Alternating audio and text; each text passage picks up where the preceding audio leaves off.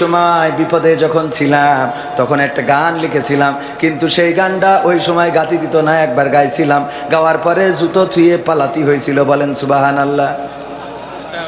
হ্যাঁ, গণতন্ত্র চিনি না আমি, জানি না গণতন্ত্র, গণতন্ত্র দেখিনি আমি, শুনেছি গণতন্ত্র। এটা ছিল না, কথা কয় না। গণতন্ত্র চিনি না আমি, জানি না গণতন্ত্র, গণতন্ত্র দেখিনি আমি, শুনেছি গণতন্ত্র, গণতন্ত্র চিনি না আমি, জানি না গণতন্ত্র, গণতন্ত্র দেখিনি আমি। হ্যাঁ, ও তো মাথায় আছে, টেনশন করার দরকার নেই। শুনেছি গণতন্ত্র, শুনেছিলাম আমি বাংলাদেশে গণতান্ত্রিক রাজা, যখন যারে মনে চেয়েছিল ধরে দিয়েছিল সাজা। ঠিক না বেঠে? শুনেছিলাম আমি বাংলাদেশে গণতান্ত্রিক রাজা, যখন যারে মনে চেয়েছিল ধরে দিয়েছিল সাজা। কাউকে দিয়েছিল ফাঁসির দণ্ড, রেখেছিল আয়না ঘরে, কাউকে আবার লাশ বানিয়ে ভাসিয়েছিল সাগরে। কাউকে দিয়েছে ফাঁসির দণ্ড, রেখেছে আয়না ঘরে, কাউকে আবার লাশ বানিয়ে ভাসিয়েছে সাগরে। করেছে সব কিসের জোরে, ছিল কি দাদার মন্ত্র? কেমন গণতন্ত্র ছিল, কেমন গণতন্ত্র, গণতন্ত্রের আড়ালে ছিল মোদির ষড়যন্ত্র। কেমন গণতন্ত্র ছিল, কেমন গণতন্ত্র, গণতন্ত্রের আড়ালে ছিল দাদার ষড়যন্ত্র। শুনেছি আগে নির্বাচনে লাগতো টাকার নোট, দেখেছি আমরা ভোট করিতে লাগেনি কোনো ভোট। লেগেছে বলেন? ভোট তো লাগেনি। এমন অবস্থা ছিল, এক মুরব্বী ফজরের নামাজ পড়ে ভোটের মাঠে গিয়েছে, যাওয়ার পরে বলল, বাবা আমার নাম্বারটা কত দেখো, দেখে আমার ভোট দেওয়ার স্লিপটা দাও। নাম্বার দেখে বলতেছে, চাচা এত কষ্ট করে কেন আসলেন? কয় কেন আসবো না, ভোট দেওয়ার জন্য তো আইছি। কয় আপনি মুরব্বী মানুষ, এত কষ্ট করে আসলেন, আমরা তো আপনার কাজটা সেরে দিয়েছি। কয় তা কি করে হবে, এই সকালবেলা তো আমরা রওনা দিছি। কইলো আপনি রওনা দিয়েছেন কটার সময়? কয় ফজর পড়ে। ওরা কয় আমরা তাহাজ্জুদ পড়ে তো কাম সারিছি। কি করেছি? আমরা তো তাহাজ্জুদ পড়ে কাম সেরে ফেলেছি।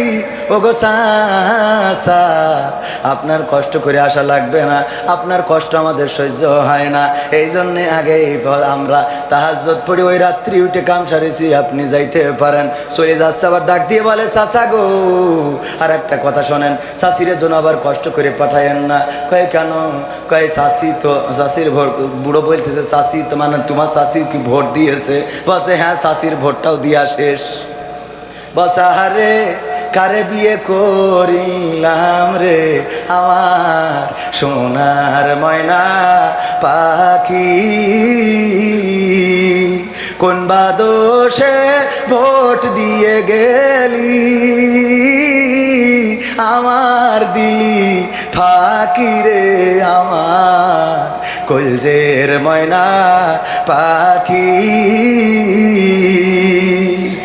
বুড়ো চাচা বলছে, ওরে আল্লাহ তোমার চাষির মতো নেমো খারাম পাওয়া যায় না, এত বড় নেমো খারাম কেমনে হইল, যার জন্য আমি এখনো পথ চেয়ে থাকি, সে এমন একটা কাজ কেমনে করে গেল। ওই ভোটের যারা দায়িত্বে বলতেছে, চাচা কেন, চাচি কি এমন অন্যায় করেছে? বলছে তোমার চাচি মারা গেছে আজ 11 বছর হয়ে গেল, 11 বছর পরে এসে ভোটটা দিয়ে গেল, কিন্তু আমার সাথে দেখা করে গেল না। এর মতো নেও খারামের সাথে কেমনে আমি জান্নাতে যাব রে? কথা কি বোঝা গেছে? শুনেছি আগে নির্বাচনে লাগতো টাকার নোট, দেখেছি আমরা ভোট করিতে লাগেনি কোনো ভোট। ভোটের আগেই পাশ হয়েছে মন্ত্রী মিনিস্টার, লাগেনি মিছিল, লাগেনি মিটিং, লাগেনি তো পোস্টার। নির্বাচন কমিশন ছিল ইন্ডিয়ান কোন যন্ত্র। কেমন গণতন্ত্র ছিল, কেমন গণতন্ত্র, গণতন্ত্রের আড়ালে ছিল মোদির ষড়যন্ত্র।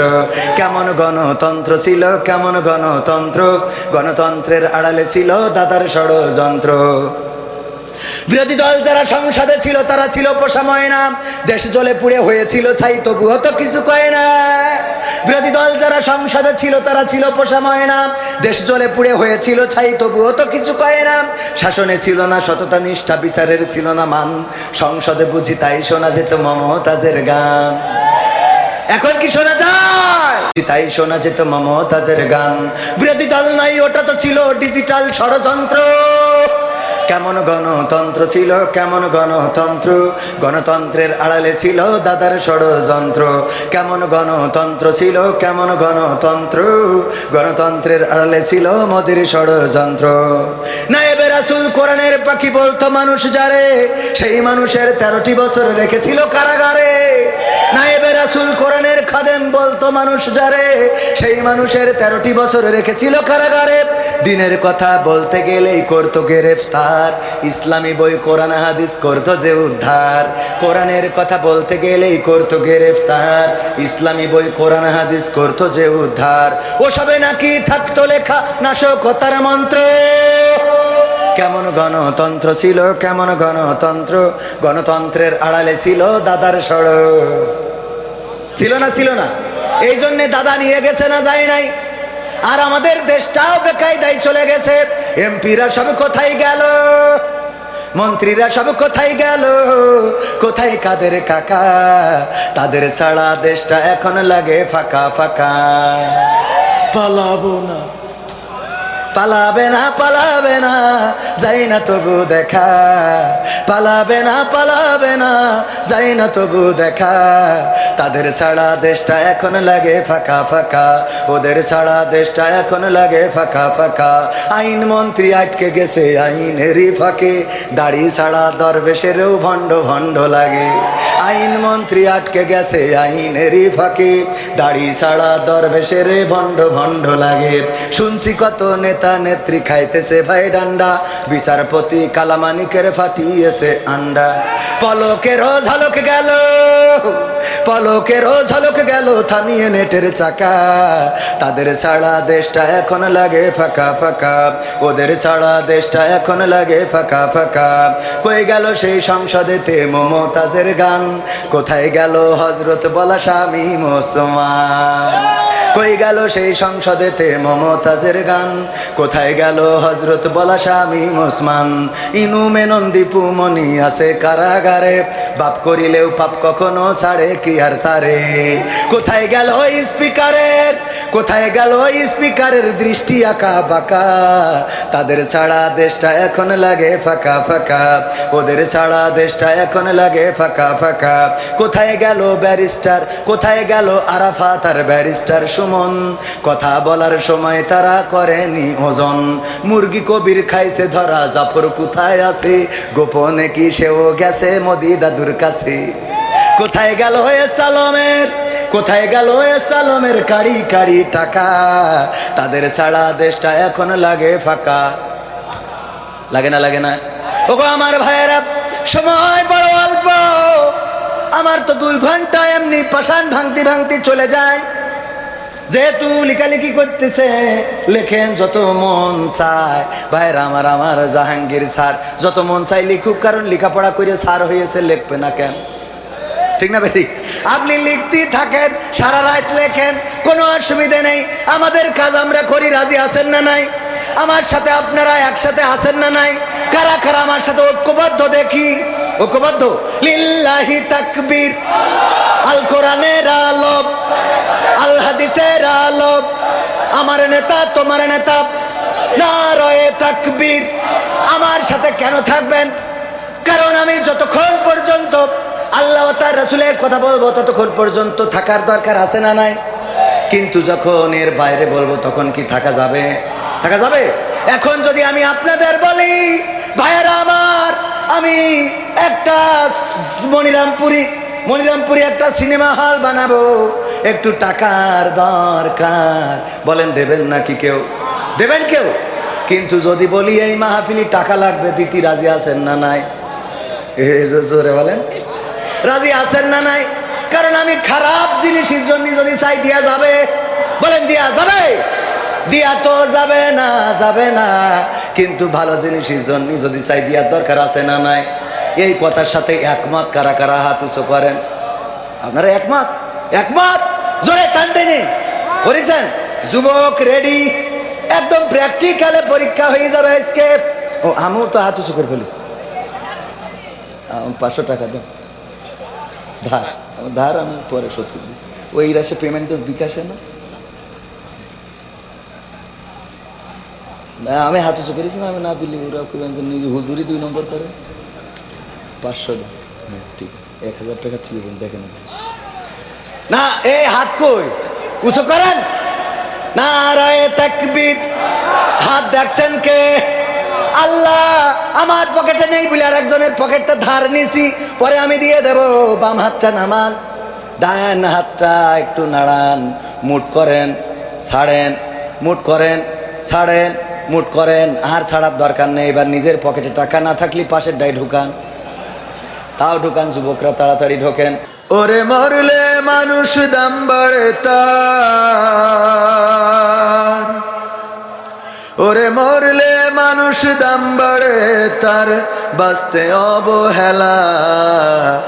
দুনিয়ার রং বাজারে এটা কেমন খেলা দয়াল, দুনিয়ার রং বাজারে এটা কেমন খেলা, দুনিয়ার রং বাজারে এটা কেমন খেলা দয়াল, দুনিয়ার রং বাজারে এটা কেমন খেলা।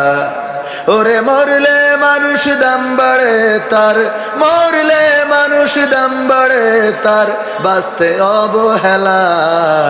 দুনিয়ার রং বাজারে এটা কেমন খেলা দয়াল, দুনিয়ার রং বাজারে এটা কেমন খেলা, দুনিয়ার রং বাজারে এটা কেমন খেলা দয়াল, দুনিয়ার রং বাজারে এটা কেমন খেলা। বাঁচতে মানুষ কেউ বলে না লোকটা বড় ভালো, মরলে বলে তার মরাতে বড় ক্ষতি হলো দয়াল, বড় ক্ষতি হলো। বাঁচতে মানুষ কেউ বলে না লোকটা বড় ভালো, মরলে বলে তার মরাতে বড় ক্ষতি হলো দয়াল, বড় ক্ষতি হলো। ওরে দেখতে আসে স্বজন সুজন, ওরে দেখতে আসে স্বজন সুজন, ডোবে যখন বেলা। দুনিয়ার রং বাজারে এটা কেমন খেলা দয়াল, দুনিয়ার রং বাজারে এটা কেমন খেলা, দুনিয়ার রং বাজারে এটা কেমন খেলা দয়াল, দুনিয়ার রং বাজারে এটা কেমন খেলা। ছেঁড়া কাপড় তাও জোটে না পরি কষ্ট করে, ঈদের নামাজ হয় না পড়া, নতুন জামা পরে দয়াল, নতুন জামা পরে। ছেঁড়া কাপড় তাও জোটে না পরি কষ্ট করে, ঈদের নামাজ হয় না পড়া, নতুন জামা পরে দয়াল, নতুন জামা পরে। ওরে নতুন কাপড় জুটবে জানি, ওরে নতুন কাপড় জুটবে জানি, ফুরাইলে বেলা। দুনিয়ার রং বাজারে এটা কেমন খেলা দয়াল, দুনিয়ার রং বাজারে এটা কেমন খেলা, দুনিয়ার রং বাজারে এটা কেমন খেলা দয়াল, দুনিয়ার রং বাজারে এটা কেমন খেলা। ভাঙা ঘরে দিন কেটে যাই, বছর ঘুরে যুগ, এই জীবনে পাইলাম না তো একটু ভবের সুখ দয়াল, একটু ভবের সুখ। ভাঙা ঘরে দিন কেটে যাই, বছর ঘুরে যুগ, এই জীবনে পাইলাম না তো একটু ভবের সুখ দয়াল, একটু ভবের সুখ। ওরে মরলে আসে ঘর বানাতে, ওরে মরলে আসে ঘর বানাতে, করে না অবহেলা। দুনিয়ার রং বাজারে এটা কেমন খেলা দয়াল, দুনিয়ার রং বাজারে এটা কেমন খেলা, দুনিয়ার রং বাজারে এটা কেমন খেলা দয়াল, দুনিয়ার রং বাজারে এটা কেমন খেলা। ওরে মরলে মানুষ দাম বাড়ে তার, মরলে মানুষ দাম বাড়ে তার, বাঁচতে অবহেলা। দুনিয়ার রং বাজারে এটা কেমন খেলা দয়াল, দুনিয়ার রং বাজারে এটা কেমন খেলা, দুনিয়ার রং বাজারে এটা কেমন খেলা দয়াল, দুনিয়ার রং বাজারে এটা কেমন খেলা। আর একটু জোরে ঠিক বললাম না? না বেঠিক বললাম? বেঁচে থাকতে মানুষের কদর করে কম, কিন্তু মারা যাওয়ার পরে মূল্যায়ন আছে না নাই? আমার যুবকেরা বিয়ে করতে চায়, মাকে বলে মা বিয়ে দাও নাইলে বাড়ি ছাড়বো, বাইক কিনে দাও নাইলে বাড়ি ছাড়বো, এইটা করে দাও নাইলে এইটা করব। দেখা যায় কথা শোনে নাই রে, হঠাৎ গলায় দড়ি দিয়েছে, কদর বাড়ে না কমে। কথা কয় না, বাড়ে না কমে। আহারে, ছেলেটার যদি তাড়াতাড়ি বিয়েটা দিতাম তাইলে আজকে ছেলে হারানো লাগতো। হ্যাঁ, যুবকরা বলছে হুজুর ঠিক।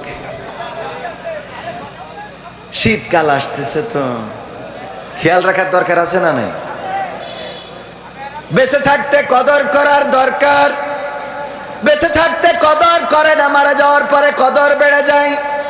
চাউল নাই, ডাউল নাই, বাজার নাই, তরকারি নাই, দেখার মানুষও নাই, কিন্তু মারা গেছে ওই দিন তার জন্য খিচুড়ি রান্না হবে। গ্রামে সবাই চাউল ডাউল দিয়ে, ওরে বাবা খিচুড়ি রান্নার লোকের অভাব হয়। ঘরটা বাতাসে উড়ে গেছে, টিনটা উড়ে গেছে, খুঁটিটা পড়ে গেছে, বাঁশের দরকার।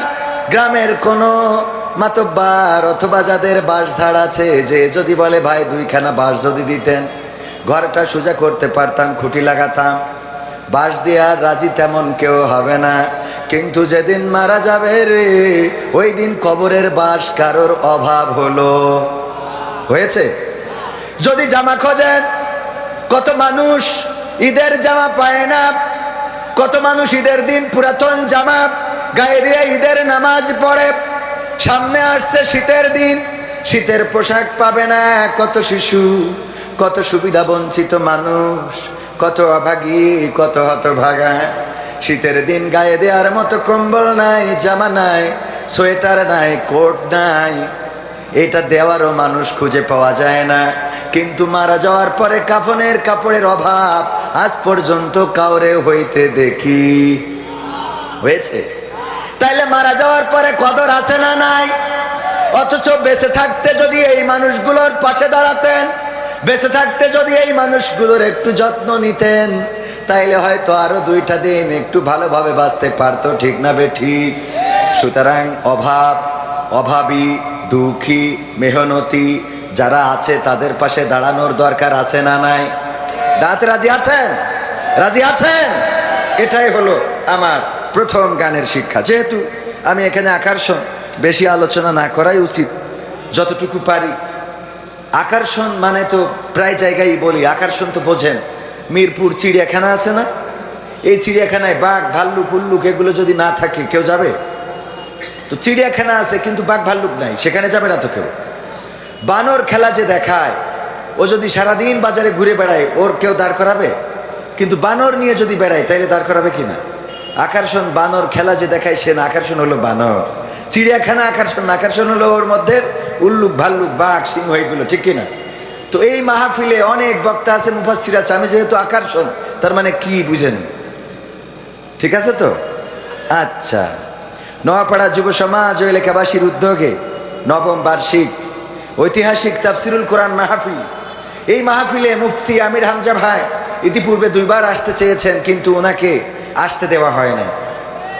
মনে আছে আপনাদের? মনে আছে? এখন মাহফিল হয় কিন্তু বন্ধ করার লোক খুঁজে পাওয়া যায় না। একদম পাওয়া যায় না তা না, এখনো ফ্যাসিস্টের দোসর কিছু আছে, ঠিক না বেঠে? এখনো তারা কোরআনের এই কণ্ঠকে স্তব্ধ করে দিতে চায়। কিন্তু বাংলাদেশের তাওহীদি জনতা সিদ্ধান্ত নিয়েছে, আগামীর দিন হবে কোরআনের দিন, আগামীর দেশ হবে কোরআনের দেশ। বলেন ঠিক কিনা? তার প্রমাণ কি পাওয়া যাচ্ছে? এখন বাংলাদেশের মানুষ বুঝে ফেলেছে, শান্তি যদি পেতে হয় তাহলে কোরআন ছাড়া বিকল্প আছে? কোরআন ছাড়া বিকল্প নাই। আপনি যে জিনিসটা তৈরি করেন সেই জিনিসটা তো আপনার একটা আইডিয়া নিয়েই তৈরি করেন, ঠিক কিনা? আপনি যে ঘরটা করেছেন আপনার একটা আইডিয়া নিয়ে, টয়লেটটা কোথায় হবে আপনার একটা আইডিয়া নিয়ে, কিচেনটা কোথায় হবে আপনার একটা আইডিয়া নিয়ে, সিঁড়ির ঘরটা কোথায় হবে এটা আপনার মতো একটা বুঝ করে করেছেন না? কথা কয় না, ঠিক না বে ঠিক? তো আপনার যে বুঝটা, আপনার মতো একটা প্ল্যানিং করে আপনি ঘরটা করেছেন, ওই জায়গায় আর একজন যদি তার মতো করে করতে যায়, দেখা যাবে যে আপনার শান্তি বিনষ্ট হচ্ছে। কথা বোঝেননি? আপনি প্ল্যান করেছেন সিঁড়ি দেবেন সামনে, হঠাৎ বউ মাতব্বারও বলছিস না পিছনে পিছিয়ে, তো এই যে একটা মনের মধ্যে খাত থেকে গেল, আমৃত্যুকাল বয়ে নিয়ে বেড়াতে হবে না? কথা কয় না? আমৃত্যুকাল বয়ে নিয়ে বেড়াতে হবে। আল্লাহ রাব্বুল আলামিন মানুষ সৃষ্টি করেছেন, আর এই মানুষকে চলার জন্য পথ বাতলিয়ে দিয়েছেন যে কোন পথে চললে শান্তি আসবে। এটা কোরআনে আছে না নাই? কোরআনে সব বলে দিয়েছেন। এটা কায়েম করলে অসুবিধাটা কোথায়? সবাই তো এই দেশে শান্তি আনতে চায়, ঠিক কিনা? সবাই এই দেশে শান্তি আনতে চায়, নিরাপত্তা দিতে চায়, ধর্ষক কমাতে চায়, জেনার বিচার করতে চায়, দুর্নীতিবাজদের বিচার করতে চায়, এই দেশের অর্থ যেন লুটপাট করতে না পারে সেটাই চাই। তো সেটা করার জন্য কোরআনের বিকল্প নাই, তো সবাই মিলে এইটা করলে অসুবিধাটা কোথায়? আমি এইটাই বুঝি না। সবাই মিলে যদি এই কাজটাই করি, তাইলে আমাদের তো নতুন করে আর দাড়ি পাল্লা কি হাত পাখা কি অন্য কিছু করা লাগে না, সবাই তো একটা মার্কা নিয়ে কাজ করা যায়। কথা কয় না? কোরআন যদি চায় সবাই তো এক প্রতীক নিয়ে, সেটা ধানের শীষ হোক, নৌকা হোক, শাপলা হোক, আর অন্য যা আসে নতুন আর একটা কিছু হোক, কোনো অসুবিধা আছে? কোরআন যারা চাইবে তাদের পক্ষে আমরা আসি না নাই? যে কোরআনের পক্ষের লোক সে যেই হোক, আমরা তাদের লোক, এইটাই সিদ্ধান্ত। পরিষ্কার সিদ্ধান্ত কি?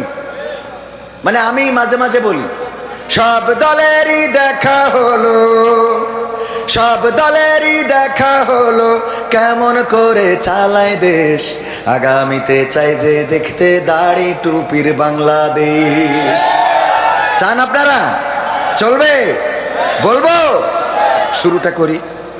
নোয়াপাড়া যুব সমাজ ও এলাকাবাসীর উদ্যোগে এই তাফসিরুল কোরআন মাহফিলের সম্মানিত সভাপতি জনাব আলহাজ আহমদ আলী সাহেব। সভাপতিদের কষ্ট খুব বেশি, চুপচাপ বসে থাকতে হয়।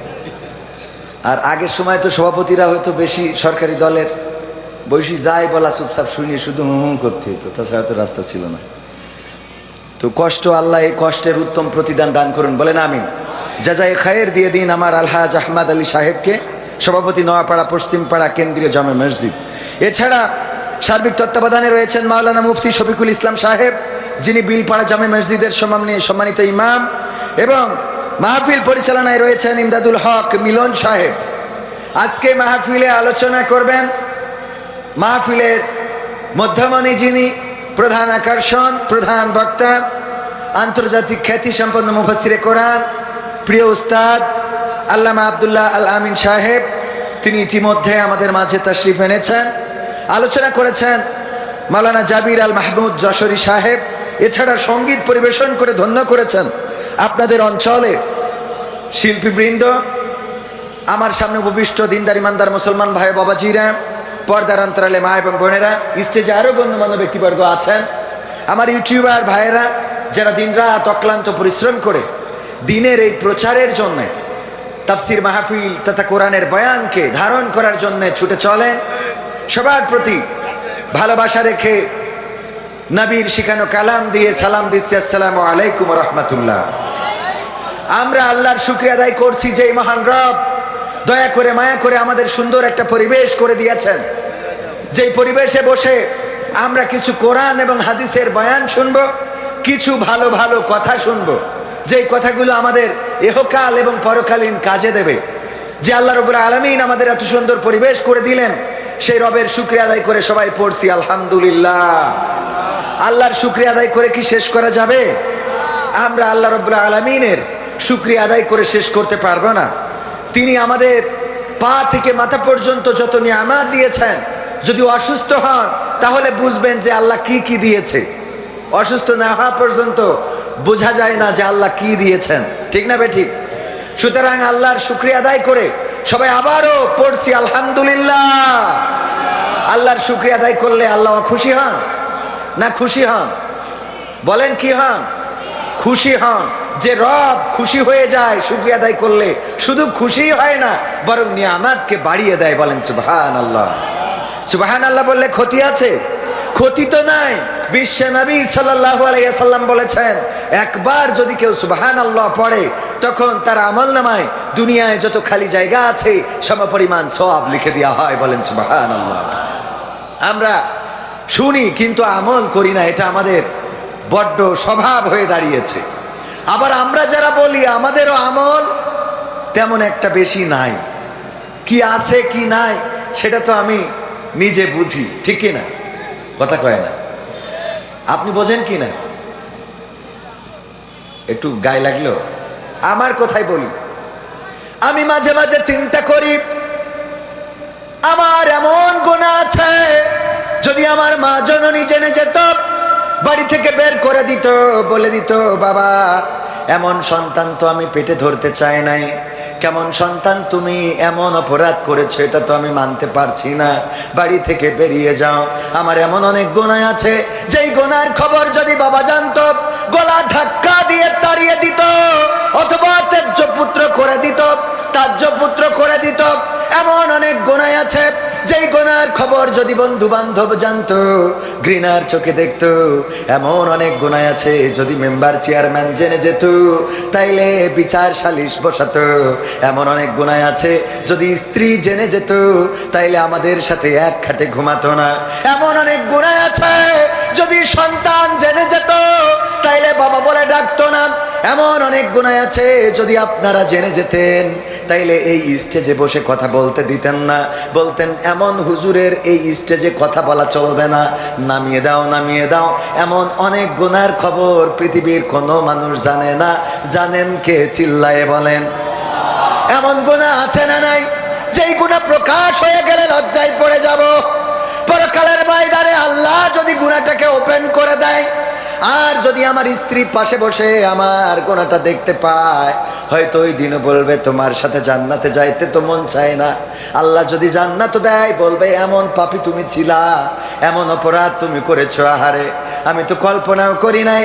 তোমার সামনে হাজার হাজার মানুষ বসে কোরআনের বয়ান শুনতো, তোমার সামনে কত যুবক, কত তরুণ, কত কিশোর, পর্দার অন্তরালে কত নারীরা তোমার বয়ান শুনতো, মুগ্ধ হয়ে যেত। আহারে তোমার আমল নামায় এটা কি? এমন গুনাহ শুধু আমার আছে না, আপনাদেরও আছে। আপনাদের যদি না থাকে আলহামদুলিল্লাহ বলেন আলহামদুলিল্লাহ। আর যদি থাকে আমরা ক্ষমা চাইবো কার কাছে?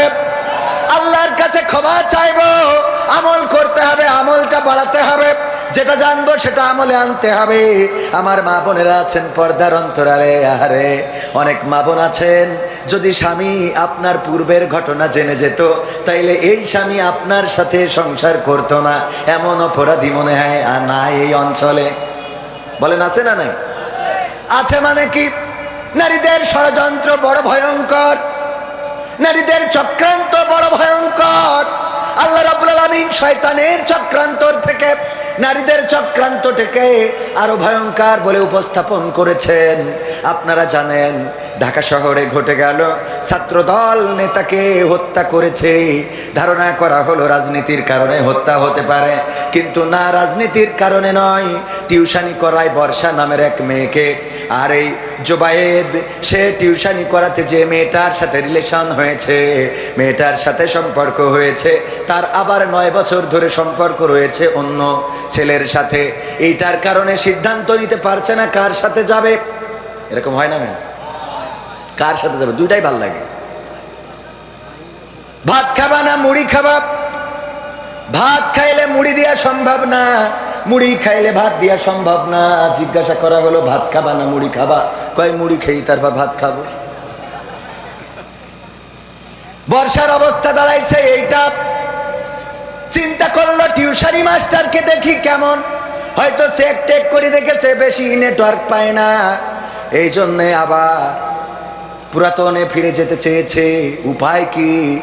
এইটারে মেরে ফেলতে হবে, হত্যা করতে হবে। দায়িত্ব দেওয়া হলো তাকে হত্যা করো, তা না হলে আমি তোমার হতে পারবো না। মাহির নামের ছেলেটা মেয়ের এই ফাঁদে পা দিয়ে হত্যা করলো। একজন মায়ের কোল খালি করলো, বাবার স্বপ্নগুলো চূর্ণ বিচূর্ণ হয়ে গেল। একজন মানুষ পৃথিবী থেকে বিদায় নিল। আহারে কত নিষ্ঠুর, কত নিষ্ঠুর। যখন আহত হয়েছে দরজায় নক করে বলেছে একটু বাঁচাও। মেয়েটা বলেছে আমি তোমাকে বাঁচাতে চাই না, কারণ তুমি না মরলে আমি ডিসিশন নিতে পারছি না, আমি মাহিরের হতে পারবো না, সুতরাং আমি তার হওয়ার জন্য তোমার মরার প্রয়োজন।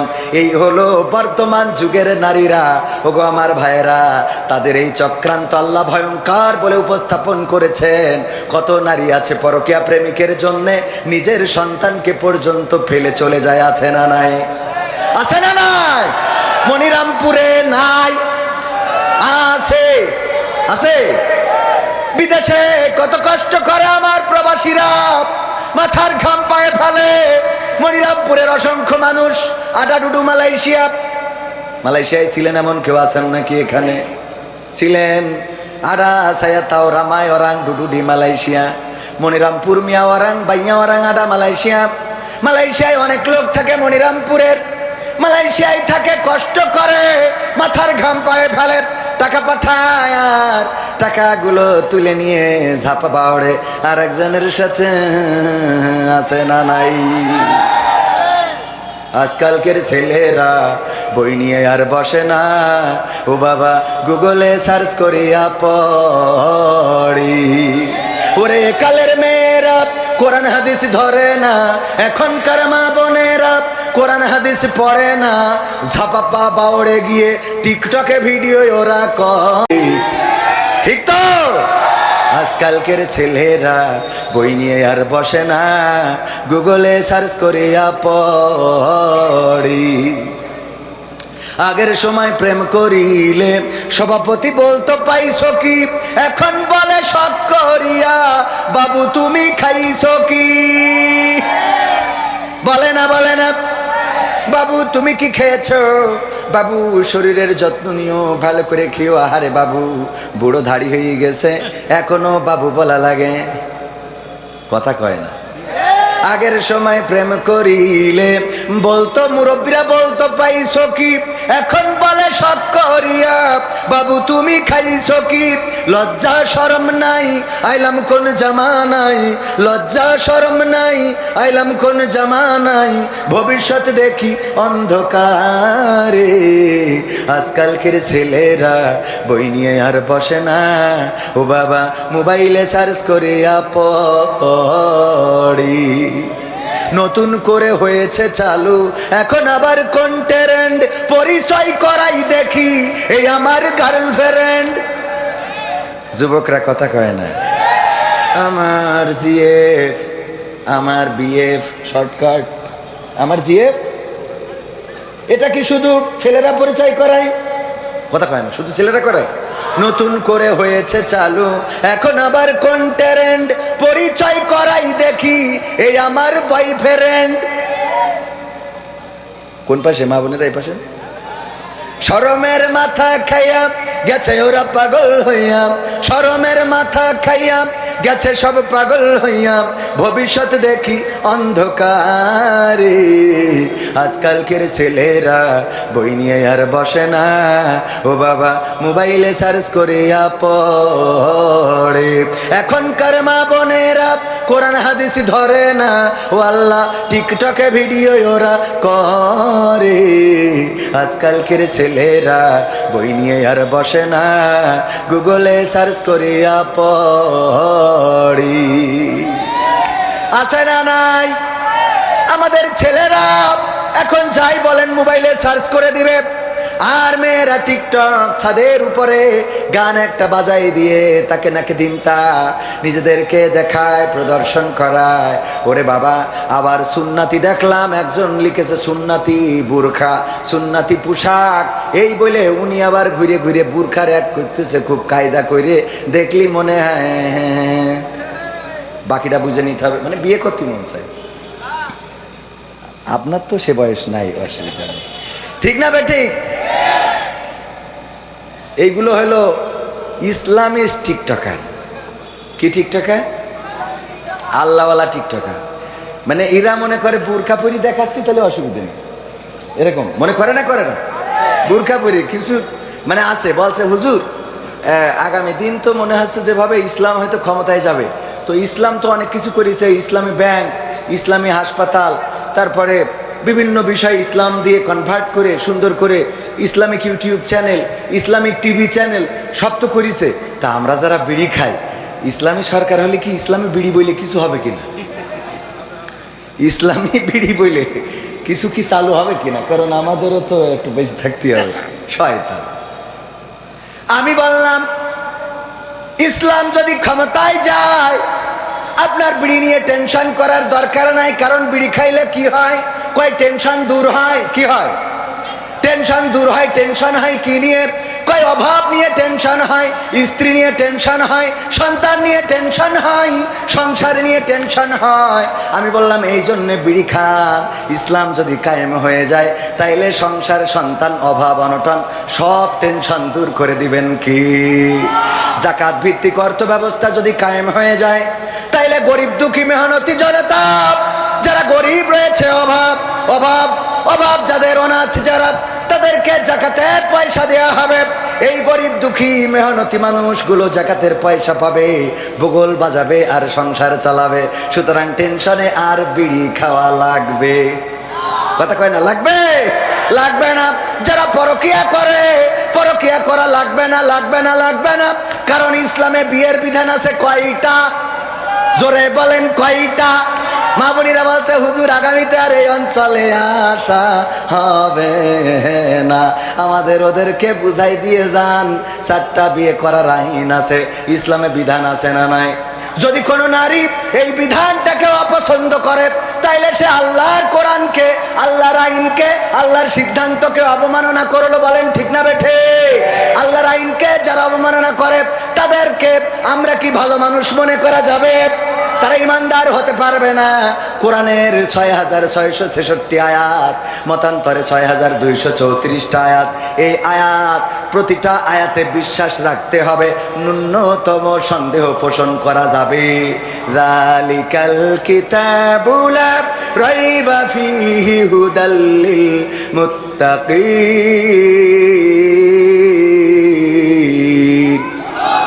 আমার আল্লাহ বলছেন এটা এমন একটা কিতাব যেই কিতাব নিয়ে ন্যূনতম সন্দেহ করার অবকাশ আমি রাখি নাই। সুতরাং 4টা বিয়ে করার বিধান দিছি। ছোট বোন নিয়ে যে ঝাপা বাওড়ে ঝাপালেন হবে? ছোট বউ নিয়ে ঝাপা বাওড়ে ঝাপালেন, কক্সবাজার গিয়ে কাঁপালেন। আর বড় বউ সন্তান নিয়ে কেটে কেটে বেড়াই, খাবার নাই ঘরে, বাজার নাই। এইটা যদি করে তাইলে আপনার এই বিয়ে করা জায়েজ। কথা কয় না? মা বোনেরা বলছে তাহলে হুজুর ঠিক আছে। পরের লাইন না শুনে আগের তে লাফ দিলে হবে? কথা কয় না? হবে? বললো কবিতা লিখে আনবা ছাত্ররা আমার, কবিতা লিখবা। আমি দেখতে চাই কে ভালো কবিতা লেখো। কবিতা লিখেছে, জমাও দিয়েছে, এরকম চিরকুটে করে জমা দেওয়ার। ওখানে লেখা রয়েছে চোখের জল উঠিয়াছে কপালে। বলছে তোর কবিতা হয়নি কেন? তা বলছে চোখের জল নিচে মুখে নামবে, কপালে যাবে কেন? এ কি কবিতা? স্যার হয়নি কবিতা না, নম্বর পাবো না। না তো একটু পরের লাইনটা পড়েন। পরের লাইন পড়ে দেখে লেখা আছে চোখের জল উঠিয়াছে কপালে, পা দুটো বাঁধা ছিল কদমের ডালে। তাহলে তো চোখের জল কপালে আসবে।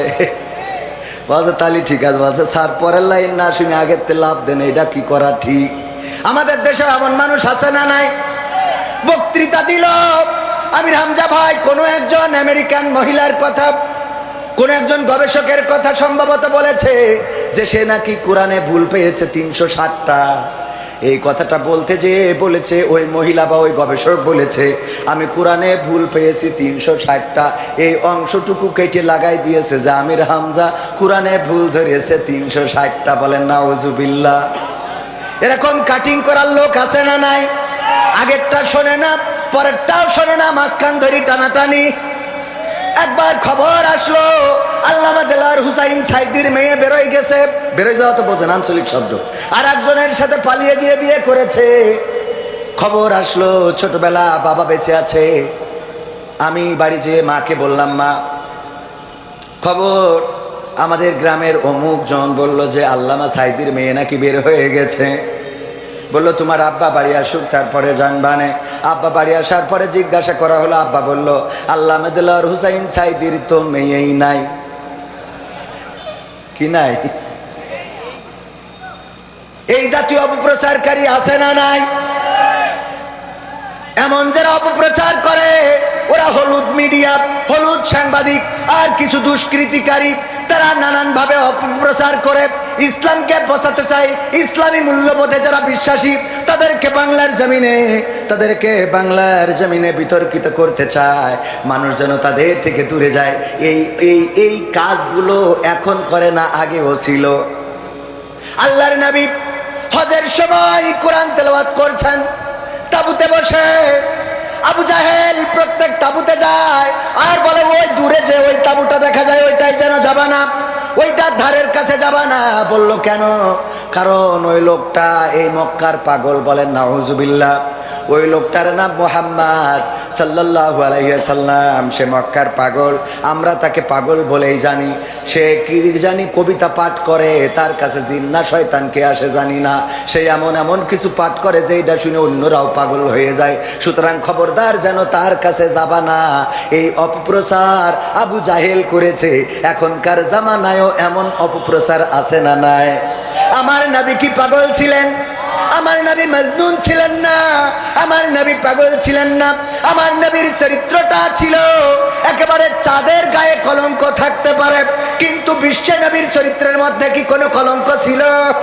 আল্লাহর নবীর মহিলা সাহাবী বলেছেন, দাওয়াত করে খাইয়েছেন।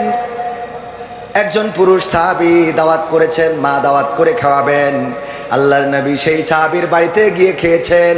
ওই মহিলা সাহাবী বর্ণনা করেন, আমি চাঁদনি রাতে আকাশের চাঁদের দিকে তাকালাম আর নবী মুহাম্মাদের চেহারার দিকে তাকালাম।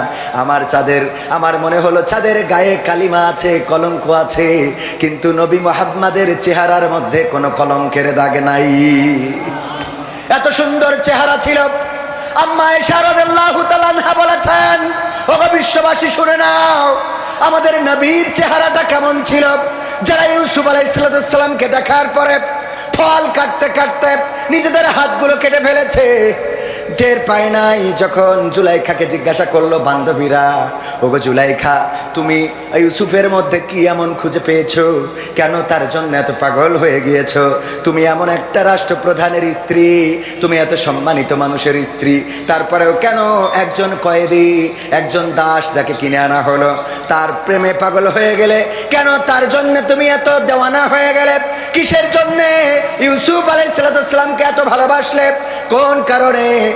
জুলাইখা বলল, ঠিক আছে, তোমাদের হাতে কলমে প্র্যাকটিক্যালে দেখাবো। ডেকে আনার পরে ফল দিল সবার হাতে আর ছুরি দিল। তারপরে ইউসুফ আলাইহিস সালামকে কারাগার থেকে বের করে এনে সামনে চেয়ারে বসিয়ে দিল আর বলল, ফলগুলো কাটো। ফলগুলো কাটতে কাটতে কাটতে কাটতে কাটতে নিজেদের হাতগুলো কেটে টপ টপ টপ টপ করে রক্ত ঝরিয়ে ফেলেছে, টের পায় নাই। বলল, ওগো আমার বান্ধবীরা, ওগো সখীরা, তোমরা জানো নাকি আপেল শেষ হয়ে গেছে, এখন আঙ্গুল কাটা ধরেছো। ও তাকিয়ে দেখে, আহারে সত্যিই তো তাই, কখন আঙ্গুল কেটে ফেলেছে, চেহারার দিকে তাকিয়ে টের পায় নাই। আম্মা আয়েশা রাদিয়াল্লাহু তাআলা আনহা বলেন, ওগো বিশ্ববাসী শুনে নাও, আমার নবীর চেহারাটা এত সুন্দর ছিল। যারা সেই জামানায় আপেল কাটতে কাটতে নিজেদের আঙ্গুল কেটেছে, ওই মেয়েগুলো যদি আমার নবীকে দেখতো, তাইলে আপেল কাটতে কাটতে আঙ্গুল নয়, কলিজাটা কেটে ফেলতো, তারপরেও তারা টের পাইতো না। রাসূল নামে কে এলো মদিনায়, রাসূল নামে। ওরে আকাশের চন্দ্র কেড়ে, ওরে আকাশের চন্দ্র কেড়ে এলেন দুনিয়ায়, রাসূল নামে কে এলো মদিনায়, রাসূল নামে। আমি দেখি নাই শুনি নাই কথা, মানসে না সে মানুষের ব্যথা রে। আমি দেখি নাই শুনি নাই কথা, মানসে না সে মানুষের ব্যথা রে।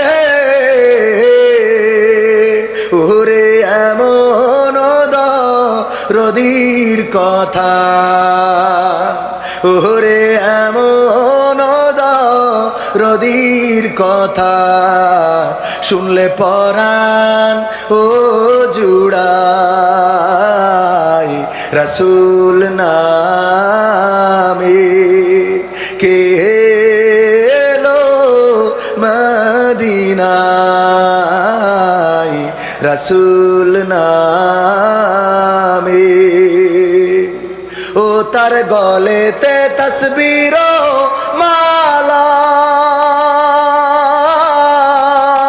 কে চলে ওই কামলিওয়ালা রে, ও তার গলেতে তসবির মালা, কে চলে ওই কামলিওয়ালা রে, ওরে আমার বুকের দরগা তলা, ওরে আমার বুকের দরগা তলা, তার ডেকে নিয়ে আয়, রাসূল নামে কে এলো মদিনায়, রাসূল নামে। মারহাবা বলা যাবে না? আসসালামু আলাইকুম। ওয়ালাইকুম আসসালাম। আশা করি ভালো আছেন। বর্তমান সামাজিক সমস্যার ভিতরে একটি বড় সমস্যা, সেটি হলো পরকীয়া। বিশেষ করে মহিলারা ছোট ছোট বাচ্চা রেখে অন্যের সাথে চলে যাচ্ছে। এর ফলে মা থাকতেও শিশুরা মা হারা হচ্ছে। শরীয়তে এই বিবাহের বিধান কি? আপনার কথায় পরকীয়া বন্ধ হবে কিনা জানি না, তবে সমাজের সকল শ্রেণীর মানুষ সহ ওই নারী পুরুষ যাতে বুঝতে পারে তাদের কর্মের ফল কি, সবিনয় নিবেদন এই বিষয়ে সুস্পষ্ট আলোচনার জন্যে, যাতে কোনো শিশু মা থাকতেও মা হারা না হয়। তো আমি এই চিঠি পড়ার আগেই তো ওই নিয়ে আলোচনা করছিলাম। হ্যাঁ, তাইলে সাবজেক্ট ঠিকই আছে। শরীয়তের বিধান কি সেটা আমার পরের বক্তা বলবেন। আবার এই নিয়ে যেন ওই সাতক্ষীরার মতো শুরু না হয়, কারণ আমি জানি কম বলিও, কথা কয় না, জানি কম বলিও কম, যতটুকু মানি ততটুকু বলার চেষ্টা করি, কারণ বলার সাথে মানার সাথে যদি মিল না থাকে অ্যাটাক করবেন কে? কথা কয় না, অ্যাটাক করবেন কে? আল্লাহ বলেছেন ইয়া আইয়ুহাল্লাযীনা আমানু লিমা তাকুলুনা মা লা তাফআলুন, ও ঈমানদারেরা এমন কোন কথা বলো না যা তোমরা কাজে পরিণত করো, কাজে পরিণত যা করি না সেই কথা বলা যাবে। সেই কথা যদি বলি, আল্লাহ রাব্বুল আলামিন পরকালের ময়দানে আল্লাহর নবী সাল্লাল্লাহু আলাইহি ওয়াসাল্লাম বলেছেন, জিহ্বাটা টেনে ধরে আগুনের কেচি দিয়ে জিহ্বাটা কেটে দিবেন কি? আল্লাহ কেটে দিবেন, আল্লাহ ফেরেশতা দিয়ে কাটিয়ে দিবেন। ওগো আমার ভাইয়েরা, পরকীয়া সামাজিক ব্যাধিতে রূপান্তরিত হয়েছে অনেক কারণ, তার মধ্যে অন্যতম কারণ শুধু নারীদের দোষ এটা বললে হবে না, পুরুষেরও দোষ আছে না নাই? আডা ওরাং ডুডুডি মালয়েশিয়া পাকায় ওরাং ইন্দু নাডা কাতাডা। মালয়েশিয়ায় যারা ছিল তারা বুঝতে পেরেছে না পারে নাই? হাত উঁচু করেন, হাত উঁচু করেন। হ্যাঁ, বাইয়া ওরাং ডুডুডি Malaysia, ada orang pi Malaysia dia pakai orang Indun, pakai perempuan. Kalau sana pakai perempuan, dia pun pakai orang lain laki, butoy kata butoy। Malay ভাষায় বললাম, বুঝেছেন? মালয়েশিয়ায় যারা ছিল ট্রান্সলেশন করে দিই, বললাম এই দেশে থেকে যারা বিদেশে যায় অনেকে আছে, ওখানে যে নারী ব্যবহার করে এমন আছে না নাই? ওখানে যে নারী ব্যবহার করবা আর তোমার বউ তাহাজ্জুদ পড়বে, এটা তুমি পাইছাও কোন কিতাবে? কথা কয় না। তুমি অন্যায় করে বেড়াবা, রাত জেগে চায়ের দোকানে বসে শাহরুখ খান, পরিমণি, নুরা লায়লা এইগুলো দেখে বেড়াবা, আর মনে করবা তোমার স্ত্রী যায় নামাজে বসে তসবিহ টানতেছে, সেটা হবে না। ও সিরিয়াল দেখে দেখে ও তুমি যেমন পরিমণির দেখি বলো মালটা বেশ, ও তেমন কবির বিন সামাদের দেখি কয় যে হুজুরটা যদি আমার হইতো। কি হ্যাঁ, তুমি আর একটা সাথী পারলি, ও সাথী আরে না। এই মানসিকতা আল্লাহ দিয়েই মানুষকে বানিয়েছেন। আদম আলাইহিস সালামকে সৃষ্টি করলেন। আহারে, সৃষ্টি করার পরে একা একা জান্নাতে ভালো লাগে না। আল্লাহ বুঝলেন আদম আলাইহিস সালামের মনটা খারাপ হয়ে যায়, সাথে সাথে হাওয়া আলাইহিস সালামকে সৃষ্টি করলেন। আদম আলাইহিস সালাম দেখার পরে অমনি জড়াই ধরতে যাবে, আল্লাহ বলছে থামো, এক্ষুনি না। হ্যাঁ, যুবকরা এরম আছে না, আরে বাবা প্রথমে 14 তারিখে ফুল দিয়ে পরে 15 তারিখে তার নিয়েতে হানিমনে যাচ্ছে, পাকা একটু কদিন দেরি আছে না নাই? লাইলাতুল ফেব্রুয়ারি পালন করার যুবক আছে না নাই? তুমি যার লাগে এমবি ভরো, তার তো বাটন ফোন। ওরে কেমন করে বুঝবে গো সে, কেমন করে বুঝবে গো সে ডিজিটাল তোর মন। তুমি যার লাগিয়া, তুমি যার লাগিয়া এমবি ভরো, তার তো বাটন ফোন। মেসেজ দিলে সিন করে না, দেয় না তো রিপ্লাই। ভিডিও কলে বলবা কথা, ক্যামেরা তার নাই রে, ক্যামেরা তার নাই। মেসেজ দিলে সিন করে না, দেয় না তো রিপ্লাই। ভিডিও কলে বলবা কথা, ক্যামেরা তার নাই রে, ক্যামেরা তার নাই। ওরে ডিজিটাল এই যুগ জামানাই, ডিজিটাল এই যুগ জামানাই, অ্যানালগ তার মন। তুমি যার লাগিয়া, তুমি যার লাগিয়া এমবি ভরো, তার তো বাটন ফোন। প্রেম প্রীতি ভালোবাসা বিয়ের আগে নয়। হ্যাঁ, এবার যুবকরা ঠিক কয় না, এই ঠিক না বেটে? প্রেম প্রীতি ভালোবাসা বিয়ের আগে নয়। মনের মধ্যে রাখো যুবক আল্লাহ তাআলার ভয় রে, পরকালের ভয়। ওরে তবেই তুমি মুক্তি পাবা, তবেই তুমি মুক্তি পাবা দোজখের আগুন। তুমি যার লাগিয়া, তুমি যার লাগিয়া এমবি ভরো, তার তো বাটন ফোন। এমন যুবক আছে না নাই? আরে মেয়ে মানুষের পিছনে ঘুরে বেড়ায়, সময় নষ্ট করে। গতকালকেও আলোচনায় বলেছিলাম, ও গো যুবক, ওই 14 ফেব্রুয়ারির অপেক্ষা করে লাভ নাই, ওই ভ্যালেন্টাইন্স ডে গদখালি যে লাভ নাই। তুমি যারে চাও ওর পিছনে ঘুরে লাভ নাই, কারণ তুমি যারে চাও সে হয়তো আর একটারে চাইতে পারে না, পারে না। আবার এখনকার মেয়েরা চায় কাদের? গাঞ্জাখোর, মদখোর, ইয়াবাখোর যারা আমার মা বোনেরা সুন্দরী সুন্দরী মেয়েগুলো চাই তাদের। বলেন ঠিক কিনা? ঠিক না বেঠে? ভালো ভালো মেয়েগুলো সব ওইগুলো নিয়ে যায়। আজকেও ফেসবুকে দেখলাম, যদিও মুহতারাম আমিরে জামাত এবং সেক্রেটারি জেনারেল বলেছেন ফেসবুকের তথ্য নিয়ে আলোচনা করবেন না, কিন্তু কিছু কথা না বললেও হয় না। দেখলাম একজন ইয়াবা ব্যবসায়ী ধরা খেয়েছে। ওরে বাবা, কত সুন্দরী! আর অপর দিকে ওই যে মেয়েটার জন্য একজন খুন হয়েছে আর 2 জন জেলে গিয়েছে, তার চেহারার দিকে তাকালি তো পান্তা ভাতি খাওয়া যায় না। ঠিক না বে ঠিক? এই জন্য মাঝে মাঝে ফেসবুকে দেখলাম 2-1 জন লিখেছে শিক্ষিতরা কি পছন্দ করে আর ইয়াবাখোররা কি পছন্দ করে। ইয়াবাখোরদের বউ ভালো না খারাপ? বিয়ের আগে মনে করে ওই যে চুল একটা কুত্তা কাটিং দিয়ে মোটরসাইকেল একখান বড় তাই কিনে, যার পরে চড়লি মোটরসাইকেল মনে করে পিঁপড়ে বসে রইস। মাজা পাশার সাইজ তো বেকায়দা, ওই মোটরসাইকেলে গিয়া দেয়। আর সুন্দরী মেয়েরা মনে করে এইটাই তো ঠিক আছে। কিন্তু যখন বিয়ে করে রে, এরপরে দেখে নেটওয়ার্কে সামে এসারে, কথা কয় না। এইবার তখন আর জাতি চাই, কথা কয় না। এরম ঘটছে না? ঘটছে না? যাবে না কেন? কারণ সেইটা মাল খাই টাল হয়ে থাকে। এটা তো আগেও ছিল, এখনো আছে। আগে দেখে পাগল হইলা, এখন কেন এটা করো? দাড়ি দেখে পছন্দ হয় না, টুপিওয়ালা পছন্দ হয় না, মাদ্রাসার হুজুর পছন্দ হয় না, কিন্তু ইতিহাস সাক্ষী আমাদের আবু তাহা আদনানদের বিমান বালারা পর্যন্ত চলে আসে। কথা কয় না, ঠিক না বে ঠিক?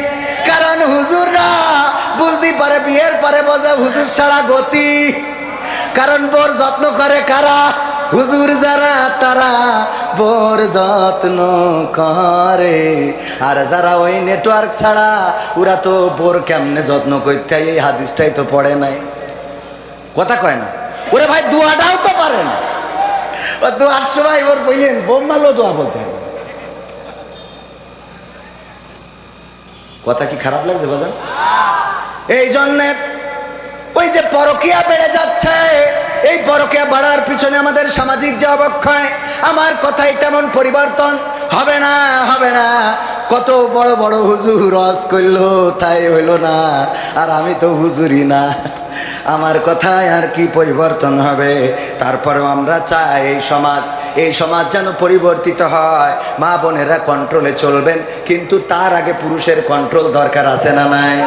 আপনি নামাজ পড়বেন না, আপনি মসজিদে যাবেন না, ফজরের আজান হয়ে যায় আর আমার পুরুষের ঘুমটা ভাঙে না।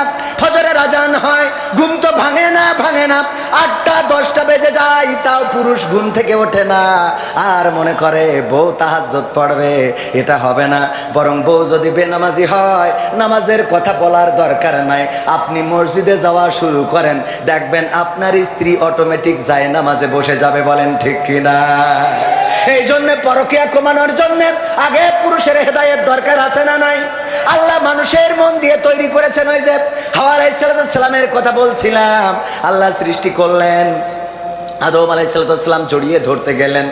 আল্লাহ বলল এখনই না, বাউন্ডারি আছে, বাউন্ডারি ক্রস করা যাবে না। তোমাদের মধ্যে বিবাহ হবে, তারপরে একে অপরে একসাথে থাকতে পারবা।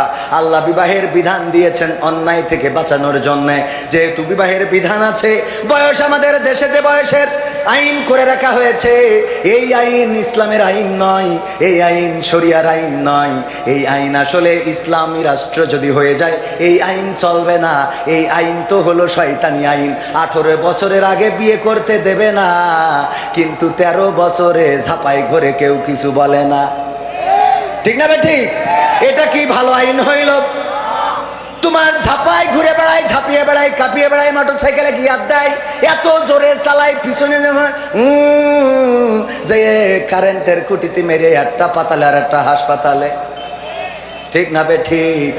এইগুলো করে বেড়ায়, এইটা নিয়ে কোনো আপত্তি নাই। কিন্তু বিয়ে করলে কিছু সমাজকর্মী যারা কয় সমাজের মূল্যবোধ নষ্ট হবে, এই জাতীয় কিছু মহিলা, কিছু পুরুষ আছে যাদের গায়ে আগুন ধরে যায়, পুলিশ নিয়ে যেয়ে বিয়ে বন্ধ করে। এমন আছে না নাই?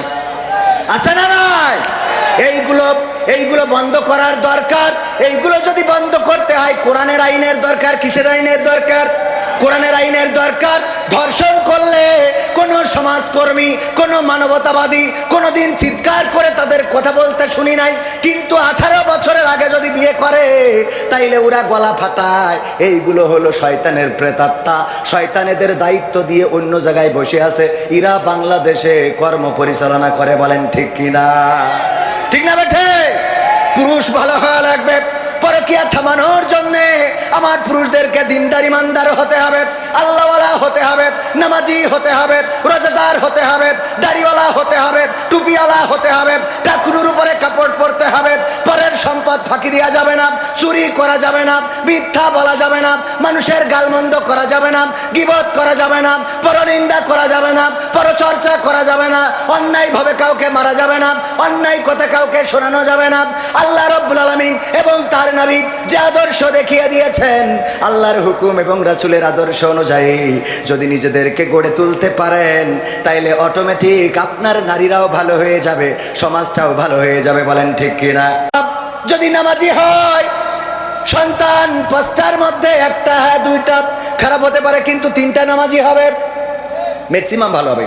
কি মাম? ঠিক না বেঠিক?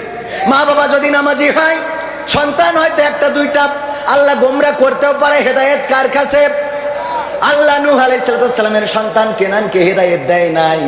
পিতা নবী, মানুষের কল্যাণের জন্য কাজ করেছে, কিন্তু নিজের স্ত্রী সন্তানকে ফেরাতে পারে নাই। আল্লাহ হেদায়েত না দিলে হবে নাকি? হবে। লূত আলাইহিস সালাম পারেন নাই স্ত্রীকে হেদায়েতের আলো তার হৃদয়ে প্রজ্বলিত করতে, কিন্তু ফেরাউন এত জাহেল, এত বড়। এই পৃথিবীর মধ্যে মানুষ নানান কিছু দাবি করে, ক্ষমতার চেয়ারটা রাখতে চায়, কিন্তু ফেরাউন এমন একজন ছিল যে আল্লাহর চেয়ারটা ধরে টান দিছিল। বলেন নাউজুবিল্লাহ। আর সেই ফেরাউনের স্ত্রী আসিয়া আলাইহিস সালামকে আল্লাহ হিদায়াতের নূর প্রজ্বলিত করে দিলেন, মৃত্যুকে বরণ করেছে কিন্তু আল্লাহর পথ থেকে চুল পরিমাণ সরে যায় নাই। বলেন ঠিক কিনা? এই জন্য আল্লাহ যার হেদায়েত করবে সেটা ভিন্ন কথা, আল্লাহ যার গোমরাহ করবে সেটা ভিন্ন কথা। কিন্তু পিতামাতা যদি ভালো হয় সন্তানও ভালো হবে। যেই সন্তানকে ফজরের নামাজের সময় ডাকলে মা বাবা বলতো ওর পরীক্ষা, সকালবেলা স্কুল, এখন মসজিদে যেতে পারবে না, ওই সন্তান বড় হয়ে মাদকাসক্ত হবে। এইটাই তো স্বাভাবিক, কারণ যেই সময় মানুষ বানানোর দরকার ছিল সেই সময় মানুষ বানাতে দাও নাই। যখন তার কোরআনের আন্দোলনে নিয়ে যেতে চাওয়া হয়, যখন তার কোরআনের কর্মী বানাতে চাওয়া হয়, তখন বলে আমার সন্তানের দিয়ে রাজনীতি করাবো। এবার ও ইয়াবা নীতি করিয়ে বেড়ায়। কথা কয় না, ঠিক না বেঠে? আদর্শবান চরিত্রবান যদি খোঁজেন দেখবেন দাড়িওয়ালা, টুপিওয়ালা, ইসলামিস্ট যারা, কোরআনের কর্মী যারা, দিনের খাদেম যারা, দুই একজন, দু পাঁচজন শয়তানের ওয়াসওয়াসায় পড়তে পারে না। কথা কয় না, একেবারে 100 কি ভালো? হয়তো একটা দেখাবেন যে ভাই অমুক হুজুর তো এই করেছে, এরম আছে না? দুই একটা তো শয়তানের গোমরায়, শয়তানের ওয়াসওয়াসায় পড়বে। শয়তানের তো কাজ দিয়ে আল্লাহ পাঠাইতেছে, ঠিক না বে ঠিক? শয়তানের কাজ দিয়েছে না যে তুই যে ই কর। তবে আমি মনে করি শয়তানের যে ধৈর্য, এটা অবাক কাণ্ড। একটা মানুষের পিছনে আমৃত্যুকাল লেগে থাকে, আর আমাদের ধৈর্য, আমরা হুজুররা তুই ওয়াজ শুনলি শোন, না শুনলি বাড়ি চলি যা, এই বলি না? কিন্তু শয়তান কোনোদিন বলে নাই যে আমার গান শুনলি শোনো, না শুনলি চলে যাও, এটা বলে না। শয়তান সকালবেলা থেকে শুরু করে ইশারে নামাজ পর্যন্ত আপনার পিছনে লেগে থাকে, যে যেন মসজিদে না যেতে পারেন, যেন নামাজে জামাতে নামাজ না পড়তে পারেন, কোরআন যেন না পড়তে পারেন। শয়তান সুন্দর করে বলে ফজরের তো কেবল আজান হলো, আর একটু পরে উঠছে আনে, বলে না? ধৈর্য এত একেবারে মৃত্যু পর্যন্ত লেগে থাকে। কিন্তু আমরা হুজুররা টাকা না হলে তো ওয়াজই শুনায়নি। সমাজে কথা সত্য, ঠিক না ভাই? ঠিক। আমরা হুজুররা টাকা না দিলে আমরা মাঝে মাঝে স্ট্যাটাস দিই কোরআনের দাওয়াত নিয়ে মনিরামপুরি। সারা বছরে একদিনও দেখা গেল না যে দিন টাকা পাইলাম ওই দিন কোরআনের দাওয়াত নিয়ে আইলাম। কত বড় কোরআন প্রেমিকা আমি। কথা কয়, এটা কি সত্য না মিথ্যা বলছে? আমার কথা বলছি তা ঠিক করবেন না কেন? বলেন ঠিক না বে ঠিক? জোরে বলেন ঠিক না বে ঠিক? আরো জোরে ঠিক না বে ঠিক? আমি সূরা আসর তেলাওয়াত করেছি। সূরাটা সবার মুখস্থ, ছোট্ট সূরা। এই সূরার ব্যাখ্যা, এই সূরার একটা তাফসীর আছে, আল্লামা দেলোয়ার হোসেন সাইদি করেছেন। এত সুন্দর তাফসীর। এই সূরাটার তাফসীর শুনলেই হেদায়েত নসিব হয়ে যায়। সূরাটা নাজিলের প্রেক্ষাপটটা ছিল আবু বকর রাদিয়াল্লাহু তাআলা আনহু যখন আল্লাহর নবীর সাথে দিন রাত দিনের কাজের সময় দেন, ঘুরে বেড়ান যে ইসলামকে ক্ষমতায় আনতে হবে, ইসলামকে রাষ্ট্র ক্ষমতায় বসাতে হবে, এই সমাজ থেকে চুরি, ডাকাতি, ছিনতাই, দুর্নীতি সব দূর করে ফেলতে হবে। এর জন্য নবীর পিছনে যখন মেহনত করতেন তখন কাফেরেরা বলল, আবু বকর তুমি তো ক্ষতিগ্রস্তের মধ্যে পড়ে গেছো। তুমি যতদিন নবী মুহাম্মাদের সাথে ছিলে না সাল্লাল্লাহু আলাইহি সাল্লাম, তার সাথে যতদিন ছিলে না ততদিন তুমি ভালো ছিলে। তোমার তো দিনকাল ভালো চলতো, তোমার ব্যবসা বাণিজ্য ছিল ভালো, তুমি ঠিক মতো দোকান খুলতে পারতে, তুমি ঠিক মতো ব্যবসা বাণিজ্য দেখাশোনা করে সংসারটা চালাতে পারতে। কিন্তু নবী মুহাম্মাদের সাথে ঘোরা ধরে তোমার তো এখন সংসারটাও ঠিক মতো চলে না। এখন তোমার টাকা পয়সা তেমন নাই, এখন তুমি মধ্যবিত্ত থেকে গরিব হয়ে যাচ্ছ। ওগো বাবা আবু বকর, তুমি তো নবী মুহাম্মাদের পিছনে যাওয়ার কারণে ক্ষতিগ্রস্তের মধ্যে পড়ে গেছো। এই কথা যখন আবু বকর রাদিয়াল্লাহু তাআলা আনহুকে বলল, বিশ্ব নবীর কান পর্যন্ত পৌঁছালো। আল্লাহ রাব্বুল আলামিন সূরা আসর নাজিল করে দিয়ে বললেন, ওগো পৃথিবীবাসী শুনে নাও, সময়ের কসম করে বলি শুধু আবু বকর নয়, প্রতিটা মানুষ ক্ষতিগ্রস্তের মধ্যে রয়েছে। শুধু আবু বকর রাদিয়াল্লাহু তাআলা আনহু নয়, প্রতিটা মানুষ ক্ষতিগ্রস্তের মধ্যে রয়েছে। সব মানুষ ক্ষতিগ্রস্তের মধ্যে রয়েছে, শুধু সেই মানুষগুলো বাদে। কোন মানুষগুলো? ইল্লাল্লাযীনা আমানু, যারা ঈমান এনেছে, ওয়া আমিলুস সলিহাত, এবং আমলে সলেহ করেছে, ভালো কাজ করেছে।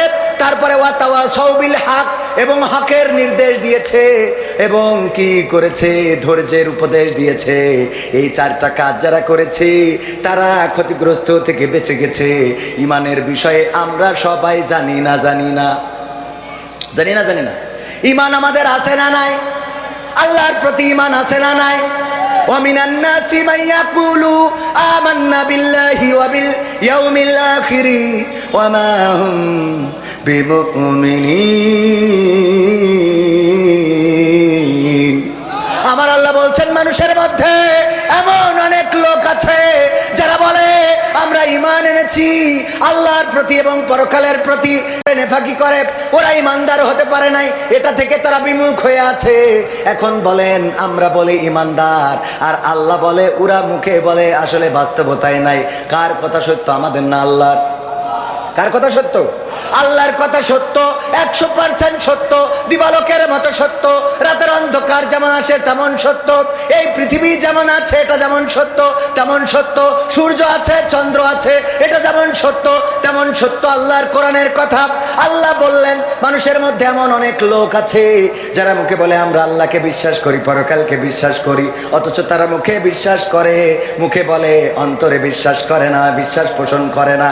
এখন চিন্তা করে দেখেন আল্লাহর প্রতি ঈমান আনার পরে দ্বিতীয়তম কাজ কোনটা? হ্যাঁ হ্যাঁ, দুই একজন মনে করছে বলবো না, জোরে বলেন কোনটা, আরো জোরে কোনটা? এরম আওয়াজ দিলি আগামীতে স্লোগান দেয়া যাবে। সব দলেরই দেখা হলো, সব দলেরই দেখা হলো, কেমন করে চালায় দেশ। আগামীতে চাই যে দেখতে দাড়ি টুপির বাংলাদেশ, আগামীতে চাই যে দেখতে আল কোরআনের বাংলাদেশ। এমন নেতা চাই যে দেশে দুঃখ সবার বোঝে, গরিব দুঃখীর বাড়ি বাড়ি দুঃখ কষ্ট খোঁজে রে, দুঃখ কষ্ট খোঁজে। এমন নেতা চাই যে দেশে দুঃখ সবার বোঝে, গরিব দুঃখীর বাড়ি বাড়ি দুঃখ কষ্ট খোঁজে রে, দুঃখ কষ্ট খোঁজে। সব অধিকার ফিরিয়ে দিয়ে, সব অধিকার ফিরিয়ে দিয়ে আনবে দেশে খুশির লেশ। আগামীতে চাই যে দেখতে দাড়ি টুপির বাংলাদেশ, আগামীতে চাই যে দেখতে আল কোরআনের বাংলাদেশ। দুর্নীতি আর চাঁদাবাজি ভাই চলবে না এই দেশে, রুখে দিতে হবে তাদের, আসলে ফ্যাসিস্ট বেশে রে, আসলে ফ্যাসিস্ট বেশে। দুর্নীতি আর চাঁদাবাজি ভাই চলবে না এই দেশে, রুখে দিতে হবে তাদের, আসলে ফ্যাসিস্ট বেশে রে, আসলে ফ্যাসিস্ট বেশে। ভুলের পথে থাকলে অটল, ভুলের পথে থাকলে অটল, এহ পরকাল হবে শেষ। আগামীতে চাই যে দেখতে দাড়ি টুপির বাংলাদেশ, আগামীতে চাই যে দেখতে আল কোরআনের বাংলাদেশ। ভ্রান্ত মতে বাতিল পথে শান্তি খোঁজে যারা, রবের ভাষায় চোখ থাকিতে অন্ধ বধির তারা রে, অন্ধ বধির তারা। ভ্রান্ত মতে বাতিল পথে শান্তি খোঁজে যারা, রবের ভাষায় চোখ থাকিতে অন্ধ বধির তারা রে, অন্ধ বধির তারা। ভুলের পথে চললে আইন আল কোরআনের, চললে আইন আল কোরআনের, তবে দেশটা চলবে বেশ। আগামীতে চাই যে দেখতে দাড়ি টুপির বাংলাদেশ, আগামীতে চাই যে দেখতে আল কোরআনের বাংলাদেশ। সব দলেরই দেখা হলো, সব দলেরই দেখা হলো, কেমন করে চালায় দেশ। আগামীতে চাই যে দেখতে দাড়ি টুপির বাংলাদেশ, আগামীতে চাই যে দেখতে আল কোরআনের বাংলাদেশ। চান আপনারা আগামীর দিন এই বাংলার জমিনে, আল্লাহর জমিনে, এই বাংলাদেশের মাটিতে কোরআনের আইন কায়েম হোক, এবং সেই কায়েম করার জন্য যদি আমাদেরকে রাজপথে থাকতে হয়, রাজি কারা কারা একটু দেখতে চায়?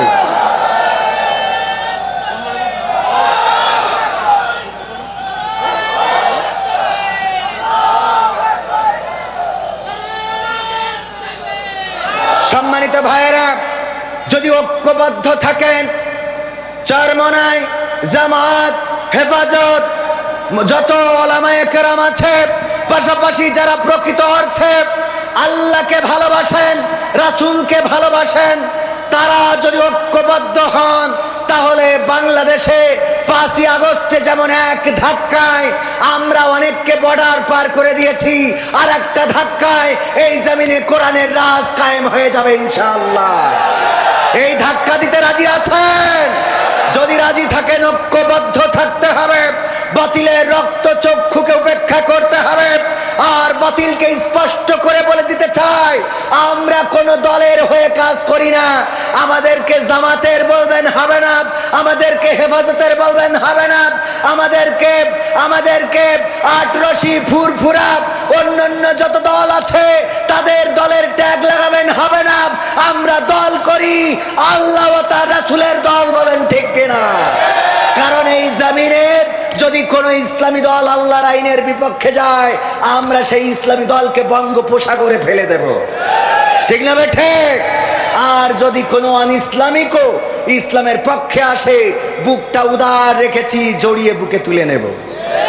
এটাই তো অনেকেই আমাদের ভুল বোঝে, মনে করে মনে হয় কোনো দলের হয়ে আসছি, কোনো দলের হয়ে কথা বলবো। আমরা তো আল্লাহর দলের। কার দলের?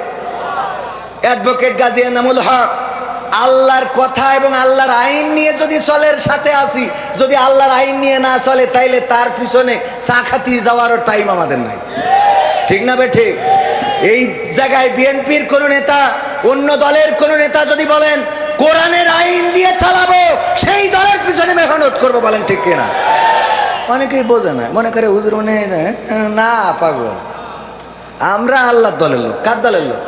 ডাক্তার শফিকুর রহমান যদি কয় যে কোরআনের আইন দিয়ে দেশ চালাবো না, তাইলে আমরাও শফিকুর রহমানকে বলবো তোমার সাথেও আমরা চলবো, ঠিক না বে ঠিক? তোমার সাথে চলা হবে না। হ্যাঁ, মাশাআল্লাহ। আমাদের প্রিয় জাহাঙ্গীর স্যার আপনার এলাকার সন্তান, আপনার অঞ্চলের কৃতি সন্তান। অসংখ্য ওলামায়ে কেরামের সাথে ওনার সম্পর্ক রয়েছে, কিন্তু এই সম্পর্ক থাকলে অনেকেই ভুল ধারণা পোষণ করে যে উনি মনে হয় এই করি, উনার তো আল্লাহ কামাই ইনকাম কম দিন, কথা কয় না। এরকম মনে করে না, করে না? আমাকে, আব্দুল আলামিন ভাইকে, আমির হামজা ভাই সহ ওলামায়ে কেরামকে মহব্বত করেন, ভালোবাসেন। বাতিলের যখন শাসন ছিল সেই সময় উনি আমাদের পাশে ছিলেন। মাদ্রাসা করবেন একটা, করছেন। এই মাদ্রাসা ইন্টারন্যাশনাল মানের মাদ্রাসা হবে। আপনারা এটা কি চান? ভালো কাজ যেই করুক তার সাথে থাকার দরকার আছে না নাই? ভালো কাজ যে করবে তার পক্ষে থাকতে হবে। আজকে আলোচনার টপিকেও ওইটা ছিল। আল্লাহ বলেছেন ঈমান আনতে হবে আর আমলে সলেহ করতে হবে। ঈমানের পরেই কোন কাজ? আমলে সলেহ কাজ। ঈমানের পরে যে কাজটা সেটা তো আছেই, মানে এই আয়াতে কারিমা অনুযায়ী ঈমানের পরে আল্লাহ কি বলেছেন? আমলে সলেহ। কি বলেছেন? কথা কয় না। আমলে সলেহ, ভালো কাজ, সৎ কাজ, নেক কাজ, এই করার তাগিদ করেছেন কে? আল্লাহ রাব্বুল আলামিন। আর আমি যে আলোচনায় ছিলাম যে ঈমান আনার পরে পরবর্তী দায়িত্ব আমাদের উপরে কি চলে আসে, বলেছিলেন তো কয়েকজন, কি আসে? নামাজ। যদি কেউ কালেমা পড়ে এমন সময়ে, যেই সময় সূর্য অস্তমিত হয়ে যাচ্ছে, নামাজের হারাম ওয়াক্ত শুরু হয়ে যাবে, কিন্তু আল্লাহু আকবার বলার মতো সময় রয়েছে, তাইলে তার উপরে ওই আসর নামাজটা ওয়াজিব হয়ে যাবে। যদি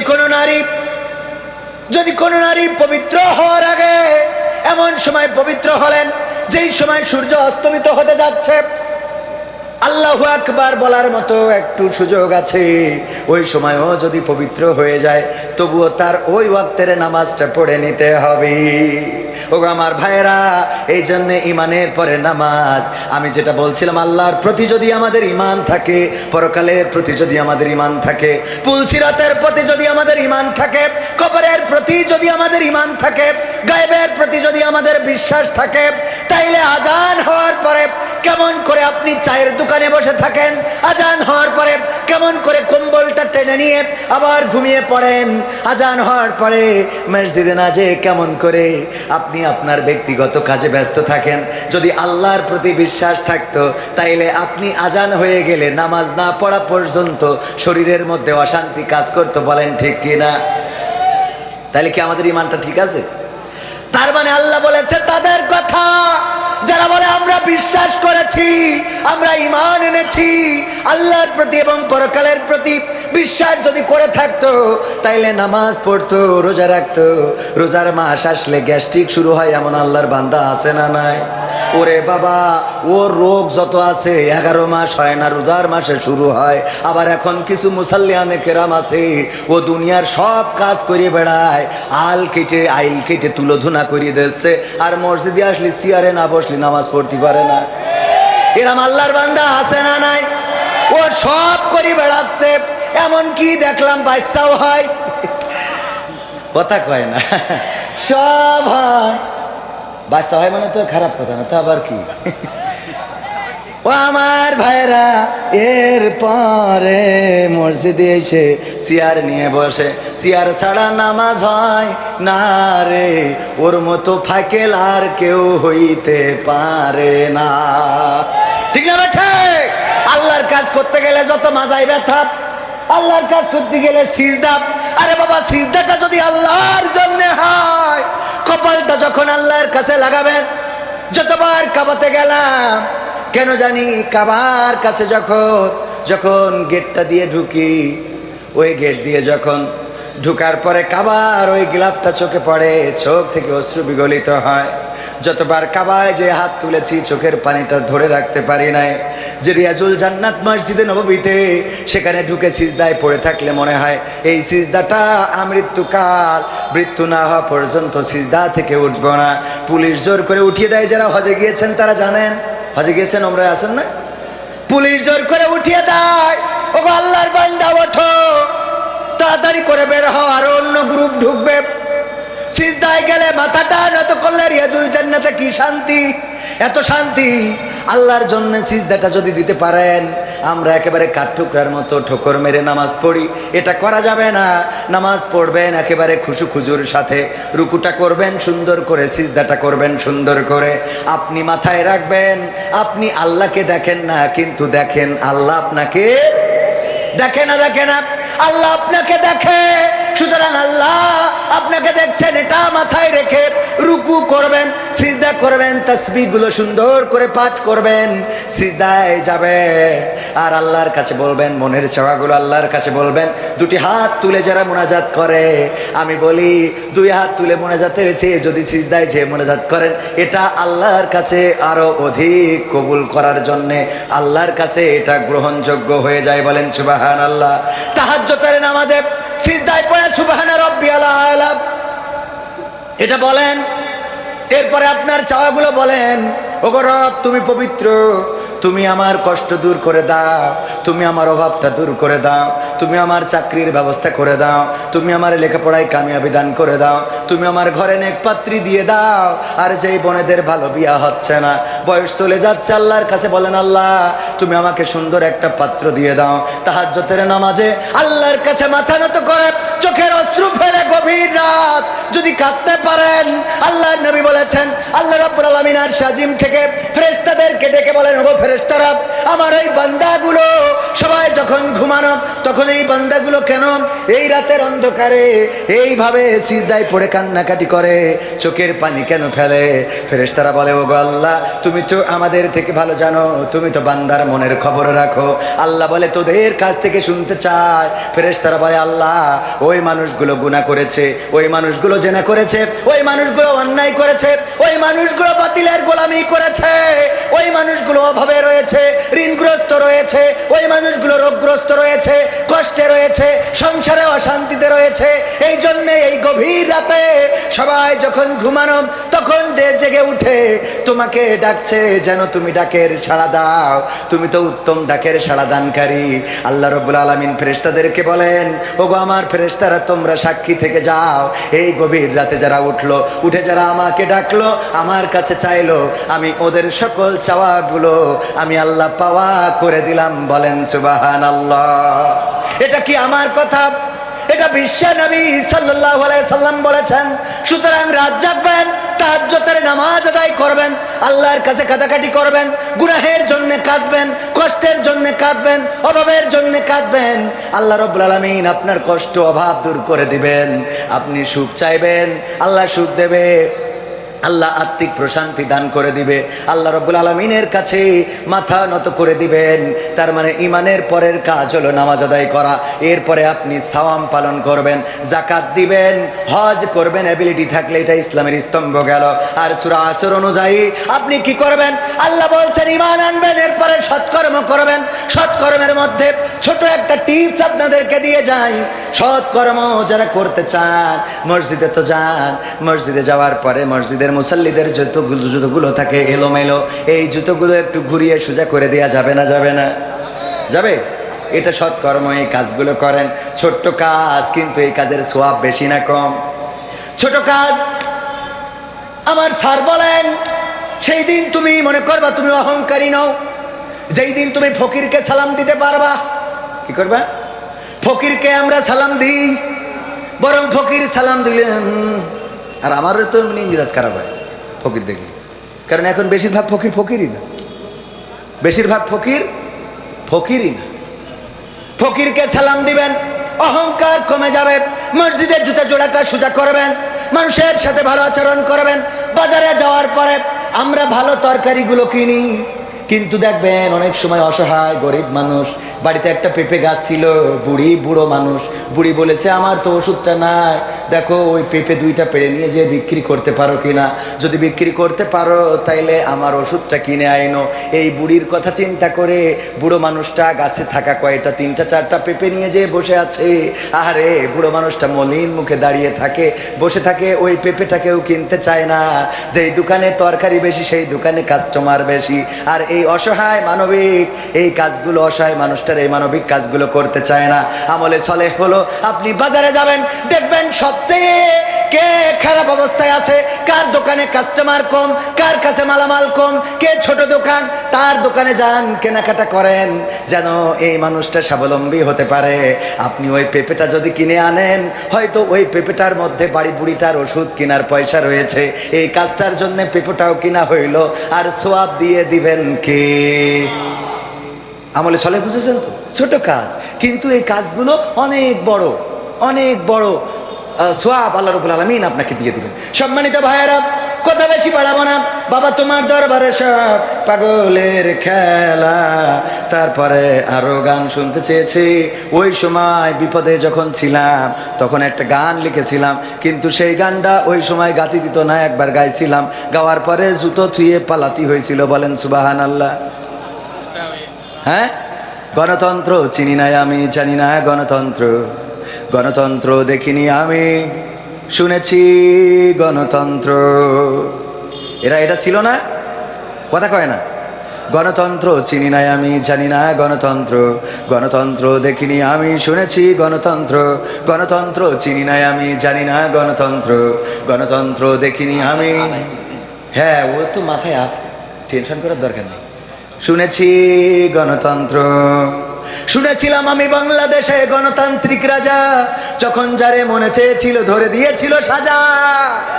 ঠিক না বেঠে? শুনেছিলাম আমি বাংলাদেশে গণতান্ত্রিক রাজা, যখন যারে মনে চেয়েছিল ধরে দিয়েছিল সাজা।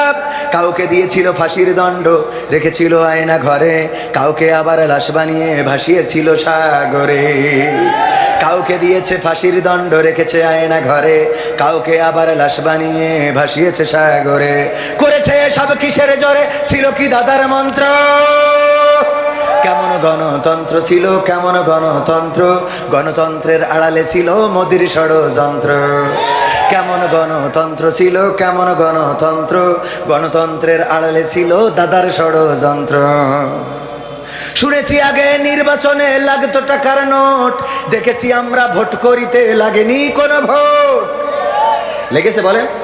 ভোট তো লাগেনি। এমন অবস্থা ছিল, এক মুরব্বী ফজরের নামাজ পড়ে ভোটের মাঠে গিয়েছে, যাওয়ার পরে বলল, বাবা আমার নাম্বারটা কত দেখো, দেখে আমার ভোট দেওয়ার স্লিপটা দাও। নাম্বার দেখে বলতেছে, চাচা এত কষ্ট করে কেন আসলেন? কয় কেন আসবো না, ভোট দেওয়ার জন্য তো আইছি। কয় আপনি মুরব্বী মানুষ, এত কষ্ট করে আসলেন, আমরা তো আপনার কাজটা সেরে দিয়েছি। কয় তা কি করে হবে, এই সকালবেলা তো আমরা রওনা দিছি। কইলো আপনি রওনা দিয়েছেন কটার সময়? কয় ফজর পড়ে। ওরা কয় আমরা তাহাজ্জুদ পড়ে তো কাম সারিছি। কি করেছি? আমরা তো তাহাজ্জুদ পড়ে কাম সেরে ফেলেছি। ওগো চাচা, আপনার কষ্ট করে আসা লাগবে না, আপনার কষ্ট আমাদের সহ্য হয় না, এই জন্যে আগেই আমরা তাহাজ্জুদ পড়ে ওই রাত্রি উঠে কাম সারেছি, আপনি যাইতে পারেন। চলে যাচ্ছে, আবার ডাক দিয়ে বলে চাচা গো, আর একটা কথা শোনেন, চাষির জন্য আবার কষ্ট করে পাঠায়েন না। কয় কেন? কয় চাষি তো, চাষির বুড়ো বলতেছে চাষি তো মানে তোমার চাষি কি ভোট দিয়েছে? বলছে হ্যাঁ, চাষির ভোটটাও দিয়া শেষ। বলছে আরে কারে বিয়ে করিলাম রে আমার সোনার ময়না পাখি, কোন বাদোষে ভোট দিয়ে গেলি আমার দিলি ফাঁকি রে আমার কলজের ময়না পাখি।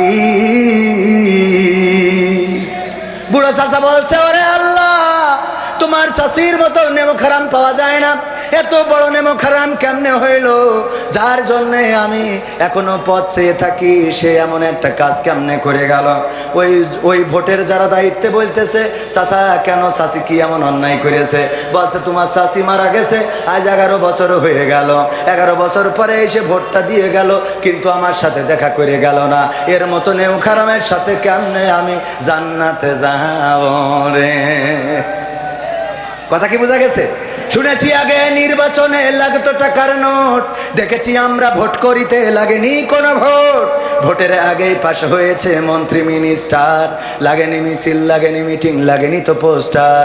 নির্বাচন কমিশন ছিল ইন্ডিয়ান কোন যন্ত্র, কেমন গণতন্ত্র ছিল, কেমন গণতন্ত্র, গণতন্ত্রের আড়ালে ছিল মোদির ষড়যন্ত্র। কেমন গণতন্ত্র ছিল, কেমন গণতন্ত্র, গণতন্ত্রের আড়ালে ছিল দাদার ষড়যন্ত্র। বিরোধী দল যারা সংসদে ছিল তারা ছিল পোষা ময়না, দেশ জ্বলে পুড়ে হয়েছিল ছাই, তবুও তো কিছু কয় না। বিরোধী দল যারা সংসদে ছিল তারা ছিল পোষা ময়না, দেশ জ্বলে পুড়ে হয়েছিল ছাই, তবুও তো কিছু কয় না। শাসনে ছিল না সততা নিষ্ঠা, বিচারের ছিল না মান, সংসদে বুঝি তাই শোনা যেত মমতাজের গান। এখন কি শোনা যায়? তাই শোনা যেত মমতাজের গান। বিরোধী দল নাই, ওটা তো ছিল ডিজিটাল ষড়যন্ত্র। কেমন গণতন্ত্র ছিল, কেমন গণতন্ত্র, গণতন্ত্রের আড়ালে ছিল দাদার ষড়যন্ত্র। কেমন গণতন্ত্র ছিল, কেমন গণতন্ত্র, গণতন্ত্রের আড়ালে ছিল মোদির ষড়যন্ত্র। নায়েবে রাসূল কোরআনের পাখি বলতো মানুষ যারে, সেই মানুষের 13টি বছর রেখেছিল কারাগারে। নায়েবে রাসূল কোরআনের খাদেম বলতো মানুষ যারে, সেই মানুষের 13টি বছর রেখেছিল কারাগারে। দিনের কথা বলতে গেলেই করতো গ্রেফতার, ইসলামী বই কোরআন হাদিস করতো যে উদ্ধার। কোরআনের কথা বলতে গেলেই করতো গ্রেফতার, ইসলামী বই কোরআন হাদিস করতো যে উদ্ধার। ওসবে নাকি থাকতো লেখা নাশকতার মন্ত্র। কেমন গণতন্ত্র ছিল, কেমন গণতন্ত্র, গণতন্ত্রের আড়ালে ছিল দাদার ষড়। ছিল না, ছিল না? এই জন্যে দাদা নিয়ে গেছে না যায় নাই? আর আমাদের দেশটাও বেকায়দায় চলে গেছে। এমপিরা সব কোথায় গেল, মন্ত্রীরা সব কোথায় গেল, কোথায় কাদের কাকা, তাদের ছাড়া দেশটা এখন লাগে ফাঁকা ফাঁকা। পালাবো না, পালাবে না, পালাবে না, যাই না তবু দেখা, পালাবে না, পালাবে না, যাই না তবু দেখা। তাদের ছাড়া দেশটা এখন লাগে ফাঁকা ফাঁকা, ওদের ছাড়া দেশটা এখন লাগে ফাঁকা ফাঁকা। আইন মন্ত্রী আটকে গেছে আইনেরই ফাঁকে, দাড়ি ছাড়া দরবেশেরও ভণ্ড ভণ্ড লাগে। আইন মন্ত্রী আটকে গেছে আইনেরই ফাঁকে, দাড়ি ছাড়া দরবেশের ভণ্ড ভণ্ড লাগে। শুনছি কত নেতা নেত্রী খাইতেছে ভাই ডান্ডা, বিচারপতি কালামানিকের ফাটিয়েছে আন্ডা। পলকেরও ঝলক গেল, পলকেরও ঝলক গেল থামিয়ে নেটের চাকা। তাদের ছাড়া দেশটা এখন লাগে ফাঁকা ফাঁকা, ওদের ছাড়া দেশটা এখন লাগে ফাঁকা ফাঁকা। কই গেল সেই সংসদেতে মমতাজের গান, কোথায় গেল হজরত বলা স্বামী মুসলমান, কই গেল সেই সংসদেতে মমতাজের গান, কোথায় গেল হজরত বলা শামীম ওসমান, ইনু মেনন দীপু মনি আছে কারাগারে, বাপ করিলেও পাপ কখনো ছাড়ে কি আর তারে। কোথায় গেল স্পিকারের, কোথায় গেল স্পিকারের দৃষ্টি আঁকা বাঁকা, তাদের ছাড়া দেশটা এখন লাগে ফাঁকা ফাঁকা, ওদের ছাড়া দেশটা এখন লাগে ফাঁকা ফাঁকা। কোথায় গেল ব্যারিস্টার, কোথায় গেল আরাফাত আর ব্যারিস্টার সুমন, কথা বলার সময় তারা করেনি ওজন, মুরগি কবির খাইছে ধরা, জাফর কোথায় আছে, গোপনে কি সেও গেছে মোদি দাদুর কাছে। কোথায় গেল এ সালমের, কোথায় গেল এ সালমের কাড়ি কাড়ি টাকা, তাদের ছাড়া দেশটা এখন লাগে ফাঁকা। লাগে না, লাগে না? ওগো আমার ভাইয়েরা, সময় বড় অল্প, আমার তো 2 ঘন্টা এমনি পাষাণ ভাঙতি ভাঙতি চলে যায়। যেহেতু লেখালেখি করতেছে, লেখেন যত মন চায়। ভাইরা আমার, আমার জাহাঙ্গীর স্যার যত মন চাই লিখুক, কারণ লেখাপড়া করে স্যার হয়েছে, লিখবে না কেন? ঠিক না বেটি? আপনি লিখতে থাকেন, সারা রাত লেখেন, কোনো অসুবিধা নেই। আমাদের কাজ আমরা করি, রাজি আছেন না নাই? আমার সাথে আপনারা একসাথে আছেন না নাই? কারা কারা আমার সাথে ঐক্যবদ্ধ দেখি? ঐক্যবদ্ধ? লিল্লাহি তাকবীর, আল কোরআনের আলো, আল হাদিসের আলো, আমার নেতা তোমার নেতা, নারায়ে তাকবীর। আমার সাথে কেন থাকবেন? কারণ আমি যতক্ষণ পর্যন্ত আল্লাহ ও তার রাসূলের কথা বলবো, ততক্ষণ পর্যন্ত থাকার দরকার আছে না নাই? কিন্তু যখন এর বাইরে বলবো, তখন কি থাকা যাবে? থাকা যাবে?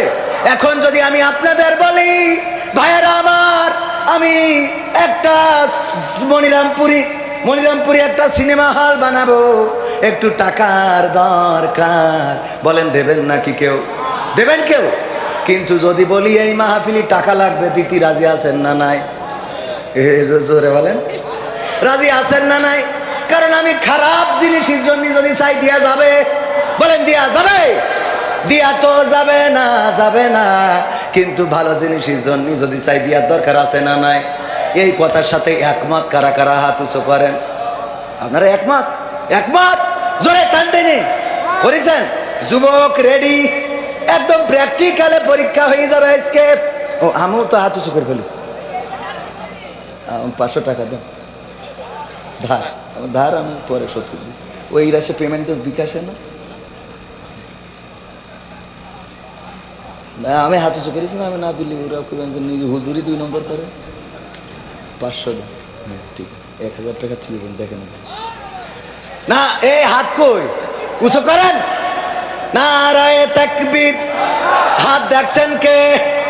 আল্লাহ। আমার পকেটে নেই বলে আর একজনের পকেটটা ধার নিছি, পরে আমি দিয়ে দেব। বাম হাতটা নামান, ডান হাতটা একটু নাড়ান, মুট করেন, ছাড়েন, মুট করেন, ছাড়েন, মুট করেন। আর ছাড়ার দরকার নেই। এবার নিজের পকেটে টাকা না থাকলে পাশের ডাই ঢুকান, তাও ঢুকান। যুবকরা তাড়াতাড়ি ঢোকেন। আল্লাহ বাড়িয়ে দাও সম্মান। 10,000 দেওয়ার মতো কেউ আছেন? সাহেব আলী সাহেব 1000 টাকার এক কান বঙ্গবন্ধুর নোট দান করলে আল্লাহ কবুল করে নাও। নেক হায়াত দিয়ে দাও। আর একজন 2000 না কিটা শফিকুল ইসলাম 1000 টাকা। আল্লাহ 500 টাকার 2 কান নোট। এই মা বোনদের মধ্যেও যান, মা বোনেরাও টাকা নিয়ে বসে আছে। এমন গিরে মারা মারে, ওই টাকা আবার আয়রন করতে পাঠাতে হয়। টাকার একেবারে কি ডারে আনসার আলী জোয়ারদার, নারায়ে তাকবীর। আনসার আলী সর্দার 2000 টাকা দিয়েছেন নগদ। আল্লাহ দানকে কবুল করব। গতবার একজন 10,000 টাকা দিয়েছিল। গত বছর একজন, আমি ছিলাম না, অন্যরা ছিল, 10,000 টাকা দিছিল। গতবার 10,000 টাকা আর এইবারের 10,000 টাকার মধ্যে পার্থক্য আছে না নাই? একটু 12,000 দিলি মোটামুটি ঠিক হয়। তাও অন্তত গতবার যেহেতু 10,000 দিছিল একজন, এইবারও অন্তত 1-2 10,000 টাকা। দেখি কোন আল্লাহর বান্দা আছেন নাকি দেওয়ার মতো নগদ বা বাকিতে। ওগো আমার ভাইয়েরা, কেউ মাহরুম হবেন না। পকেটে হাত ঢুকান, 1 টাকাও যদি থাকে দিয়ে দেন। আল্লাহ রাব্বুল আলামিন বলেছেন, ইন্নাল্লাহা আশতারা মিনাল মুমিনিনা আনফুসাহুম ওয়া আমওয়ালাহুম বিআন্না লাহুমুল জান্নাহ। আমার আল্লাহ বলেছেন, যদি তোমরা আমার রাস্তায় খরচ করো, আমার রাস্তায় জানমাল দিয়ে দাও, আমি বিনিময়ে তোমাদের জান্নাতটা দিয়ে দেব। সুতরাং সেই জান্নাত পাওয়ার জন্য পকেটের অর্থগুলো খরচ করেন। আমার যুবকেরা প্রতিটা বছর এত সুন্দর করে আয়োজন করে আর আপনাদেরকে ভালো ভালো কথাগুলো শোনাই। ওগো আমার ভাইয়েরা, আজকে আলোচনার মধ্যে যেটা ছিল, আমাদের পুরুষেরা ভালো হতে হবে, নামাজি হতে হবে, দিনদার ইমানদার সত্যবাদী হতে হবে, পরহেজগার তাহাজ্জুদ গুজারি হতে হবে, তাইলে আমাদের নারীরাও অটোমেটিক ভালো হয়ে যাবে। আর যদি ভালো না হয় রে, তাইলে ওই নারীর বাইরে বিকল্প আবার বিয়েও করা যাবে। ওগো আমার ভাইরা, এটা হলো আমাদের আপনাদের প্রতি নসিহা। তারপরে আমার যুবকদের প্রতি, এই আপনারা উঠছেন কেন? প্রধান বক্তা উনি কিছুক্ষণের মধ্যে চলে আসবেন। আমার কাছে এখনো গান শোনার রিকোয়েস্ট, বাবা তোমার দরবারে সব পাগলের খেলা, এই গানটা শুনতে চেয়েছে। আপনারা এরম করলে তো শোনানো হবে না, তাড়াতাড়ি করে টাকা দেন। আর কেউ আছেন স্টেজে? 1000 2000? একজন মারা গেছে, তার পক্ষ থেকে 500 টাকা দিয়ে দোয়া চেয়েছে, আল্লাহ দানকে কবুল করো, আল্লাহ তুমি দয়া করে তার আত্মার মাগফিরাত দান করো। আর একজন 200 টাকা দিল, কবুল করে নাও। আমার মা বোনেরা, বড় টাকার নোট থাকলে আমাদের কাছে পাঠিয়ে দিতে পারেন, নাম ধরে দোয়া করে দেবো। আমি মুসাফির মানুষ, যুবক মানুষ, আল্লাহ চাইলে আমার দোয়া কবুল করতে পারে না? পারে না? বলেন পারে না? পারে না? কবুল করার রাইট আছে। আমি যুবক, আবার আমি মুসাফির, আমি এসেছি দূর থেকে এখানে। আমার নবী বলেছেন মুসাফিরের দোয়া আল্লাহ ফিরান না। আমার আল্লাহর নবী বলেছেন সাল্লাল্লাহু আলাইহি সাল্লাম, তিনি বলেছেন যুবকদের দোয়াও আল্লাহ ফিরান না। সেই ওসিলায় আজকে যারা আছেন, নগদ যদি দান করেন আমি দোয়া করে দেবো 5000 10000 2000 3000। সামনে বসে থাকা কোনো মানুষ নগদ কোনো নোট যদি দিয়ে যেতে পারেন, আরেকজন কিটা 100 টাকা দিয়েছে, আল্লাহ দানকে কবুল করে নাও, নেখায়াত দিয়ে দাও, মনের স্বপ্ন পুরা করে দাও। আর কে আমার মাদ্রাসা করবেন? আমার যে মাদ্রাসা করবেন, নামটা সুন্দর একটা নাম লিখেছে মাদ্রাসার, দারুল কুরআন হাফেজিয়া মাদ্রাসা, ও এতিমখানা কোদলাপাড়া, কোদলাপাড়া পূর্বপাড়া। আমার স্যার এই মাদ্রাসার উদ্যোগটা নিয়েছেন, শিক্ষা অনুরাগী মানুষ, আল্লাহ এই মাদ্রাসাটা কবুল করে নিন। সেই মাদ্রাসার ওসিলায় কিছু আল্লাহর রাস্তায় দান করে দিন। 12ই ডিসেম্বর, কতই ডিসেম্বর? 13ই ডিসেম্বর তাফসিরুল কোরআন মাহফিল, কোদলাপাড়া পূর্বপাড়া। প্রধান বক্তা থাকবেন মুফতি আমির হামজা, উনি আসবেন 13ই ডিসেম্বর, মনে রাখবেন। এবং আপনারা ওই দিন সবাই আসবেন। আল্লাহ আমাদের সকলকে আসার তৌফিক দান করুন, বলেন আমিন। কেউ আর দেবেন 2000 1000 আমার হাতে। গণ্যমান্য ব্যক্তিবর্গ, স্টেজে যারা আছেন, সামনে যারা আছেন, আল্লাহর রাস্তায় দান করলে আল্লাহ নিয়ামত বাড়িয়ে দিবেন। কোন মাটিতে তৈরি রে তুমি, এর জন্য কি গান গেয়েও শান্তি আছে? আকরাম হোসেন পিতামাতার জন্য দোয়া আছে, 1000 টাকা করলো দান। আর একজন কিরা ওবায়দুল কাদের, ও ইউনুস 2000 টাকা দান করলেন, পিতামাতার জন্য দোয়া চেয়েছেন, আল্লাহ দানকে কবুল করে নাও, নেখায়াত দিয়ে দাও। আল্লাহ পিতামাতা, দাদা দাদি, নানা নানি, আপন জন যারা কবর দেশের বাসিন্দা, আল্লাহ কবর গুলো রিয়াজুল জান্নাতে পরিণত করে দাও, বলেন আমিন। আর কেউ আমার যুবকেরা বিয়ে হয় না, আমার কাছে টাকা দিয়ে দোয়া নাও, বিয়ে হবে।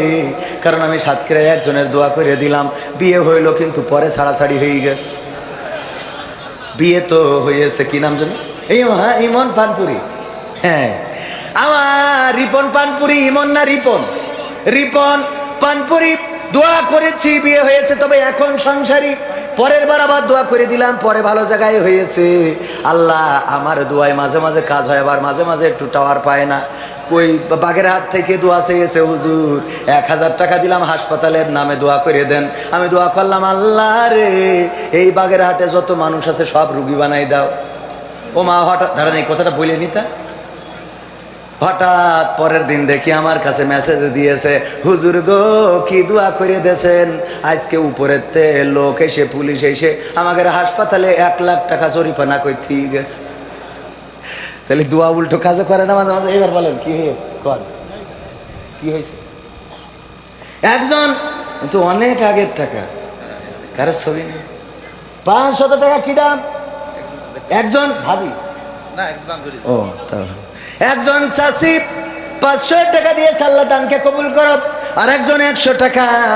আর আমি কলাম মহিলাদের ওখানে যাইতে হবে, আছে লোক আছে, ঠিক।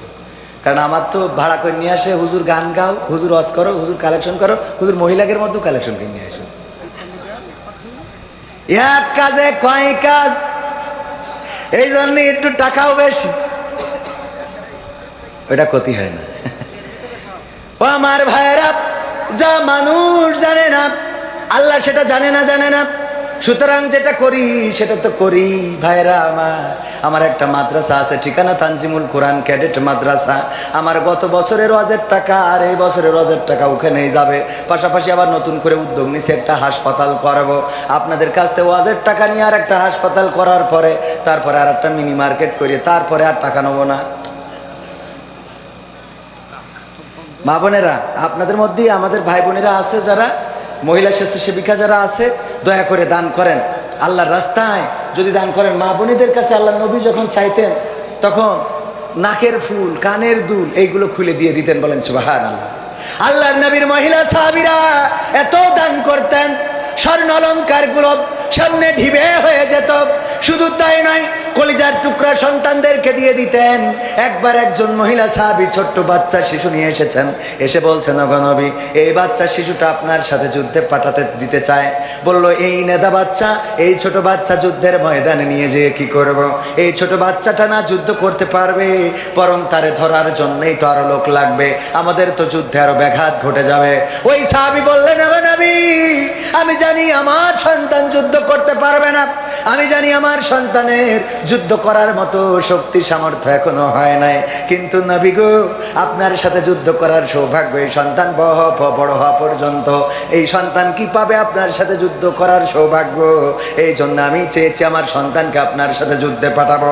ওগো নবী, আমার সন্তান তরবারি ধরতে পারবে না, আমার সন্তান তীর নিক্ষেপ করতে পারবে না, কিন্তু আমি এটা বিশ্বাস করি যদি কোনো তীর আপনার দিকে ছুড়ে দেয়, ওই তীর যদি ছুটে আসে, আমার সন্তানকে ঢাল হিসেবে ব্যবহার করতে আপনি পারবে। খানেসা রাদিয়াল্লাহু তাআলা আনহা সন্তান, চারটা ছেলে সন্তান, ডাক দিয়ে বললেন, ওগো আমার সন্তান, যুদ্ধে চলে যাও। বিশ্ব নবী মুহাম্মদ সাল্লাল্লাহু আলাইহি ওয়াসাল্লাম যুদ্ধের জন্য ডাক দিয়েছেন, যাও ফজরের নামাজ আদায় করে যুদ্ধে চলে যাও। চারটা সন্তানকে ডেকে দিলেন, উঠে চলে গেল যুদ্ধের ময়দানে। যুদ্ধ করতে করতে করতে করতে চারটা সন্তান শহীদ হয়ে গেল। খবর আসলো খানেছা রাদিয়াল্লাহু তাআলা আনহার কাছে, ওগো খানেছা, জানো নাকি তোমার কলিজার টুকরা চারটি সন্তান আজকে বিশ্ব নবীর সাথে যুদ্ধে গিয়ে শহীদ হয়ে গিয়েছে। খানেছা রাদিয়াল্লাহু তাআলা আনহা তাড়াতাড়ি করে দুটি হাত আল্লাহর কাছে তুলে দিলেন আর বললেন, ওগো আল্লাহ, তুমি আমার চারটা সন্তান বলে সম্পদ দিয়েছিলে, আমার সন্তান ছিল আমার সম্পদ, এই ছাড়া তো আমার সম্পদ কিছু ছিল না। ওগো আল্লাহ, আমি পরকালের ময়দানে তোমার কাছে কি আমল নিয়ে দাঁড়াবো এই চিন্তায় পেরেশান ছিলাম, সেই চিন্তা থেকে আজকে মুক্ত হয়ে গেলাম। আল্লাহ, আমার চারজন কলিজার টুকরা সন্তান, যাদেরকে বুকের দুগ্ধ দিয়ে আমি মানুষ করেছি, যাদের পায়খানা পোশাক পরিষ্কার করেছি, যাদের কষ্ট, যাদের জন্য দিন রাত পরিশ্রম করেছি, কষ্ট করেছি, সেই চারজন সন্তান আমি তোমার নবীর সাথে যুদ্ধে দিয়েছিলাম, চারজনই শহীদ হয়ে গেছে। আল্লাহ, পরকালের ময়দানে যেদিন আমার ডাক দিয়ে বলবা, ওগো খানেসা, তোমার কোন আমল আছে সেই আমলের জন্য আমি তোমার জান্নাত দিতে পারি, আল্লাহ, আমি তোমার কাছে বলবো, মাবুদ, আমল তেমন করতে পারি না, আমার চারটা কলিজার টুকরা তোমার নবীর সাথে যুদ্ধে দিয়েছিলাম, শহীদ হয়েছে, আমি চারজন শহীদের মা, এই ওসিলায় যদি তুমি চাও তাইলে আমারে ক্ষমা করে দিতে পারো। বলেন আল্লাহু আকবার। এমন ছিল আমার বিশ্ব নবী সাল্লাল্লাহু আলাইহি সাল্লামের মহিলা সাহাবাগণ, পর্দা করতেন, সন্তান স্ত্রীরা পর্দা করে চলতেন। আমার মা বোনেরা এখন পর্দা করেন। আল্লাহ বললেন, ওয়া করনা ফি বুয়ুতিকুন্না ওয়ালা তাবাররাজনা তাবাররুজাল জাহিলিয়াতিল উলা। ও নারীরা, তোমরা পর্দার মধ্যে থাকো। নেটওয়ার্ক খাবার চলে গেল। একজন মহিলা 500 টাকা দিয়েছে, নাম বলতে নিষেধ করেছে, আর মহিলা মেম্বার 500 টাকা দিয়েছে, আল্লাহ দানকে কবুল করে না। তারপরে কিটা দিয়েছে, আর একজন দিয়েছে 300, 400, সাড়ে না 500, আল্লাহ কবুল করে না। আর এক মহিলা 1000 টাকা বাবার জন্য একটু দোয়া চাই। মাশাআল্লাহ, আল্লাহ আমাদের একজন বোন 1000 টাকা দিয়েছেন, বাবার জন্য দোয়া চেয়েছেন।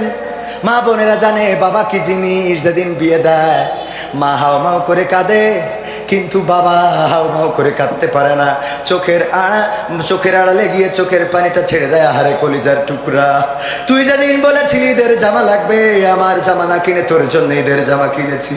তুই যেদিন বলেছিলি স্কুলের ড্রেস লাগবে, আমি তোর ড্রেসটা বানিয়ে দিয়েছি। আমি তোরে জুতাটা কিনে দিয়েছি। ওরে মা, আজকে তোরে বিয়ে দিয়ে দিলাম, পরের ঘরে চলে যাবি রে মা। বাবা যাদের আছে তারাই বোঝে বাবা কি জিনিস। মা বোনেরা বাবা যাদের আছে তারা জানে বাবা কি জিনিস। স্বামী যদি মারে, বাবার কলিজাটা ফেটে যায়। বাবার কাছে ফোন করে যদি বলে, ওগো বাবা, তোমার জামাই আমারে মেরে কি করে ফেলেছে, একটু দেখে যাও বাবা, বিচার করে যাও। বাবা মেয়ের সুখের জন্য এসে মেয়ের পিঠ যদি দেখে, চোখের অশ্রু ফেলে, কিন্তু স্বামীটারেও কিছু বলে না। জানে স্বামীরে যদি বলি হয় তোমার মেয়ের উপরে আবার নির্যাতন করবে। গায়ে হাত দিয়ে বলে যায়, বাবা আমার মেয়ে আমি যেদিন বিয়ে দিয়েছি ওই দিনই তো কবর দিয়ে দিয়েছি, আমি তো তোমার হাতে তুলে দিয়েছি। তুমি আমার মেয়েরে যেভাবে রাখো সেটাই আমাদের সুখ। বাবা যদি পারো ওরে একটু দেখে রাখো। এইটুকু বলে বাবা চলে যায়। এই বাবা যাদের নাই তারাই বসে বাবা হারানোর যন্ত্রণা। আমি ব্যক্তিগতভাবে বাবা হারা, আরে বাবা যাদের চলে যায় তারা জানে কত বড় ছায়াটা চলে যায়, কত বড় ছায়াটা চলে যায়। বাবা রিক্সার প্যাডেলে পা রেখে দিন রাত রোদে পড়ে বৃষ্টিতে ভেজে, বা সন্তান বলেছে ঈদের জামা লাগবে, নিজের পরনে ছেঁড়া জামা, নিজের পায়ে ছেঁড়া জুতা, নিজের জুতাটা মুসির কাছে কালি করে, কিন্তু সন্তানের জন্য ব্র্যান্ডের জুতাটা কিনে আনে। ওগো আমার কলিজার টুকরা যুবকেরা, এই বাবার সাথে যারা খারাপ আচরণ করো, করবানা করবানা। বাবার সাথে খারাপ আচরণ করলে এও কাল ধ্বংস হবে, পরকাল ধ্বংস হবে। বাবা তো সেই জন, কত বাবাকে দেখেছি সন্তান যখন বিদেশে যায়, আরে বুকের মধ্যে জড়িয়ে ধরে এয়ারপোর্টে ঢুকিয়ে দেয় আর বলে, কলিজার টুকরা সন্তান, টাকার জন্য তোরে পর করে দিলাম। সন্তান চলে যায়, বিমানের দিকে তাকায় আর মনে করে এই বিমানটা বুঝি আমার কলিজার টুকরারে নিয়ে চলে গেছে। এই বাবা যাদের হারিয়ে গেছে তারাই জানে বাবা হারানোর কত যন্ত্রণা। বাবাকে কষ্ট দেয়া যাবে না, মাকে কষ্ট দেয়া যাবে না। আমাদের জীবন বাবার জন্য দোয়াছে, 1000 টাকা করলো দান, আল্লাহ বাড়িয়ে দাও, সম্মান রেখায়া দিয়ে দাও, আল্লাহ মনের স্বপ্ন পুরা করে দাও, আল্লাহ তুমি দয়া করে পরকালে জান্নাতে একত্র করে দিও। বাবা হারিয়ে গেল যাদের, মা হারিয়ে গেল যাদের, পরকালে জান্নাতে একসাথে করে দিও। ওগো আমার ভাই জানেরা, ওগো আমার কলিজার টুকরারা, ওগো আমার দিনদার ইমানদারেরা, ওগো আমার মা বোনেরা, মা বাবার সাথে খারাপ আচরণ করবেন না। আমার যুবকেরা, কিশোরেরা শুনে নাও বায়েজিদ বোস্তামির কথা। গভীর রাতে ডাক দিয়ে বললেন, বাবা আমার একটু পানি খাওয়াও। কলসের কাছে যেয়ে দেখলেন পানি নাই, তাড়াতাড়ি করে কলসটা কাঁধে নিলেন, চলে গেলেন পানি পান করানোর, মাকে পানি পান করাবেন বলে ছুটে চলে গেলেন ঝর্ণায়, কলস ভরে আনলেন, এনে দেখেন মা ঘুমিয়ে গিয়েছে। গ্লাসে পানি ঢাললেন, তারপরে দাঁড়িয়ে গেলেন মায়ের মাথার কাছে, দাঁড়িয়ে রইলেন, মায়ের ঘুমটা ভাঙলো না। ফজরের আজান হয়ে গেল, ফজরের আজান, আসসালাতু খায়রুম মিনান নাওম। পাখির কলকে কলিতে মায়ের ঘুম ভেঙে গেল। মা তাকিয়ে দেখেন পাশে সন্তান পানির গ্লাস হাতে দাঁড়ানো। বললেন, ওগো বাবা, পানির গ্লাস হাতে কেন দাঁড়িয়ে আছো আমার মাথার কাছে? সন্তান বলল, গো মা, গভীর রাতে তুমি ডাক দিয়ে বলেছিলে বাবা পানি পান করবে, একটু পানি দাও। আমি কলসে দেখলাম পানি নাই, ছুটে চলে গিয়েছিলাম ঝর্ণায়, কলসটা ভরে এনেছি, গ্লাসে ভরেছি, মাথার কাছে দাঁড়িয়েছি। ওগো মা, তোমার ঘুম তো ভাঙে নাই, এই জন্যে পানিটা খাইতে পারেন নাই, পানিটা খাইতে পারো নাই, তোমার ঘুম না ভাঙার জন্য দাঁড়িয়েছিলাম মাথার কাছে। মা বলল, বাবা তুমি তো আমারে ডাকতে পারতে, ডেকে উঠিয়ে আমার পানিটা পান করাতে পারতে। সন্তান বলল, গো মা, তুমি যখন ঘুমিয়েছো তোমার এমন ঘুম আমি ভাঙাতে চাই নাই, যে ঘুম ভাঙালে তোমার কষ্ট হবে, আল্লাহ কষ্ট পেয়ে যাবে, আল্লাহ বেরাজি হয়ে যাবে, এই জন্য আমি দাঁড়িয়েছিলাম। বলল, পানিটা রেখে কেন ঘুমাও নাই? বলল, মা গো, যদি আমি পানিটা রেখে ঘুমাতাম, আবার যদি তুমি উঠে বলতে বাবা পানি দাও, আর আমার উঠতে যদি দেরি হয়ে যেত, তাইলে তোমার সাথে বেয়াদবি করা হয়ে যেত। আগে পানি দিতে পারি নাই, আবারও পানি আনার পরেও যদি দিতে না পারি তাইলে বেয়াদবি হয়ে যেত, এই জন্য আমি না ঘুমায় পানিটা নিয়ে মাথার কাছে দাঁড়িয়েছিলাম। বায়েজিদ বোস্তামির মা তাড়াতাড়ি করে পানিটা নিলেন, পান করলেন, তারপরে দুটি হাত তুলে আল্লাহকে বললেন, ওগো আল্লাহ, তুমি আমার বায়েজিদ বোস্তামিকে সুলতানুল আরেফিন বানিয়ে দাও। আল্লাহ আল্লাহ রাব্বুল আলামিন বায়েজিদ বোস্তামির মায়ের দোয়া কবুল করে নিলেন। আল্লাহ রাব্বুল আলামিন বায়েজিদ বোস্তামি রাহিমাহুল্লাহকে সুলতানুল আরিফিন বানিয়ে দিয়েছেন। বলেন সুবহানাল্লাহ। মায়ের দোয়া নেওয়ার দরকার আছে না নাই? হুজুরের দোয়া নিয়ে লাভ নাই, লাভ একদম নাই এটা বলবো না। মা যদি থাকে, মায়ের দোয়া 100-তে 100। কত? হুজুরের দোয়া 50-50 হইতেও পারে, নাও পারে রে। আমার জন্মদিনে সবচেয়ে বেশি খুশি ছিলে তুমি বাবা, কখনো ভাবিনি আমি আমাকে কাঁদিয়ে তুমি এত সকালেই চলে যাবা। আমার জন্মদিনে সবচেয়ে বেশি খুশি ছিলে তুমি বাবা, কখনো ভাবিনি আমি আমাকে কাঁদিয়ে তুমি এত সকালে চলে যাবা। হাত ধরে তুমি হাঁটতে শিখাতে, ব্যথা পেলে আমি বুকে তুলে নিতে। হাত ধরে তুমি হাঁটতে শিখাতে, ব্যথা পেলে আমি বুকে তুলে নিতে। কোনো বাইনা করে কাঁদলে আমি তোমার স্নেহের হাতে চোখ মুছে দিতে। আজ তুমি নেই তাই নীরবে কেঁদে যাই, আজ তুমি নেই তাই নীরবে কেঁদে যাই। তোমার স্মৃতি শুধু মনে পড়ে বাবা, কখনো ভাবিনি আমি আমাকে কাঁদিয়ে তুমি এত সকালেই চলে যাবা। তুমি তো ছিলে বাবা বটেরও ছায়া, আদর সোহাগ দিতে করতে মায়া। তুমি তো ছিলে বাবা বটেরও ছায়া, আদর সোহাগ দিতে করতে মায়া।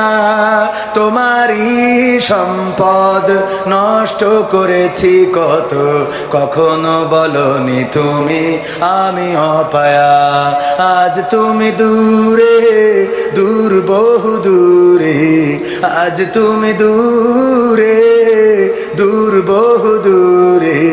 কেমন আছো তা জানি না বাবা, কখনো ভাবিনি আমি আমাকে কাঁদিয়ে তুমি এত সকালে চলে যাবা। বাবা গো বাবা, বাবা গো বাবা। মারহাবা বলা যাবে না? আর একটু জোরে বলেন মারহাবা। আল্লাহ সবার বাবাকে জান্নাত নসিব করে দিন, বলেন আমিন। এত শর্টফট করছিলেন তো 5 মিনিট তো আবার এই। ও আমার ভাইয়েরা, আর কথা কথা বলব। প্রবাসীদের গান শোনাতে গেলে এর মধ্যে হুজুর চলে আসতে পারে রে। এখন কিছু ওই আলোচনার সারমর্ম টেনে দিই। ভাইরা আমার, এখন থেকে ইমান যারা এনেছেন আমলে সলেহ করার দরকার আছে না নাই? ইমান আনার পরে নামাজ আপনার উপরে ওয়াজিব হয়ে যায়, নামাজটা আদায় করবেন। যাকাত যাদের উপরে ফরজ, যাকাত দেন আর না দেন সুদ খাবেন। কি রাজি আছেন না নাই? সুদের হজ যদি করি রে তাইলে খুশি হবে, কোনোভাবে খুঁজবে কি করে সুদ হালাল করা যায়। ওগো আমার ভাইয়েরা, যাকাত যাদের ফরজ যাকাত দিবেন। রোজা যাদের রোজা রাখা সম্ভব, রোজার জন্য রোজা যারা যারা রাখতে পারবে না, এই জাতীয় কিছু নিয়ম কানুন যাদের আছে তারা তাদের বাইরে যারা আছেন তারা রোজা পালন করবেন রোজার মাসে। এরপরে যাদের উপরে হজ ফরজ, হজ করবেন। হজ করার টাকা নাই কিন্তু জমি কিনার টাকার অভাব নাই না রে। এরম লোক আছে না নাই? যদি বলেন আপনি উমরাটা কেন করেন, আমি করেছেন না, হজ করে আলহামদুলিল্লাহ। উমরাটা কেন করেন না, হজটা কেন করেন না? কয় কলি হয়ে গেল, আমার অভাব তোমাদের চোখে পড়ে না। আমি যে কতদিন তা তো জানো না, জানো না। এবার যে বলে পুবির মাঠে জাহাঙ্গীর স্যার 1 বিঘে জমি বিক্রি করবে, কিনবে না। কথা বলি, দেখো তোমার শাশির নামে অ্যাকাউন্টে কিছু টাকা আছে, শাশির নামে কিছু টাকা আছে, আছে রে। এরকম লোক মনিরামপুরে নাই, আছে? এখানে নাই, আছে? হাত উঁচু করেন, কিডা কিডা? একটাও নাই, একটাও নাই, একটাও নাই। এত ভালো মানুষ, আসলে মনিরামপুরে সব ভালো মানুষ, যেহেতু হাত তোলেন নাই, সুতরাং এখানে যারা বাবা তোমার এই গানটা শুনতে যাচ্ছে বারবার, লিস্ট করে কেন বাবা তোমার দরবারে পাগলের খেলা? আসলে সত্যি, কারণ আমরা পাগল নিয়ে চলি। এখনকার দুনিয়ায় ভালো লোকের দাম নাই। এখনকার দুনিয়ায় এই গ্রামের ইমাম সাহেব, যিনি আমার থেকে বড় আলেম, তিনি কিন্তু তার ওয়াজ কেউ শুনবে না, অথচ আমার 50,000 টাকা দিয়ে নিয়ে আসে। তার মানে পাগলের মেলা চলে না, চলে না? কথা কেন ঠিক না বে ঠিক? বড় বড় হুজুর আছে, কত সুন্দর তেলাওয়াত, যখন করে পরানটা জুড়িয়ে যায়, কিন্তু ওই হুজুরের তেলাওয়াত শুনতে চায় না।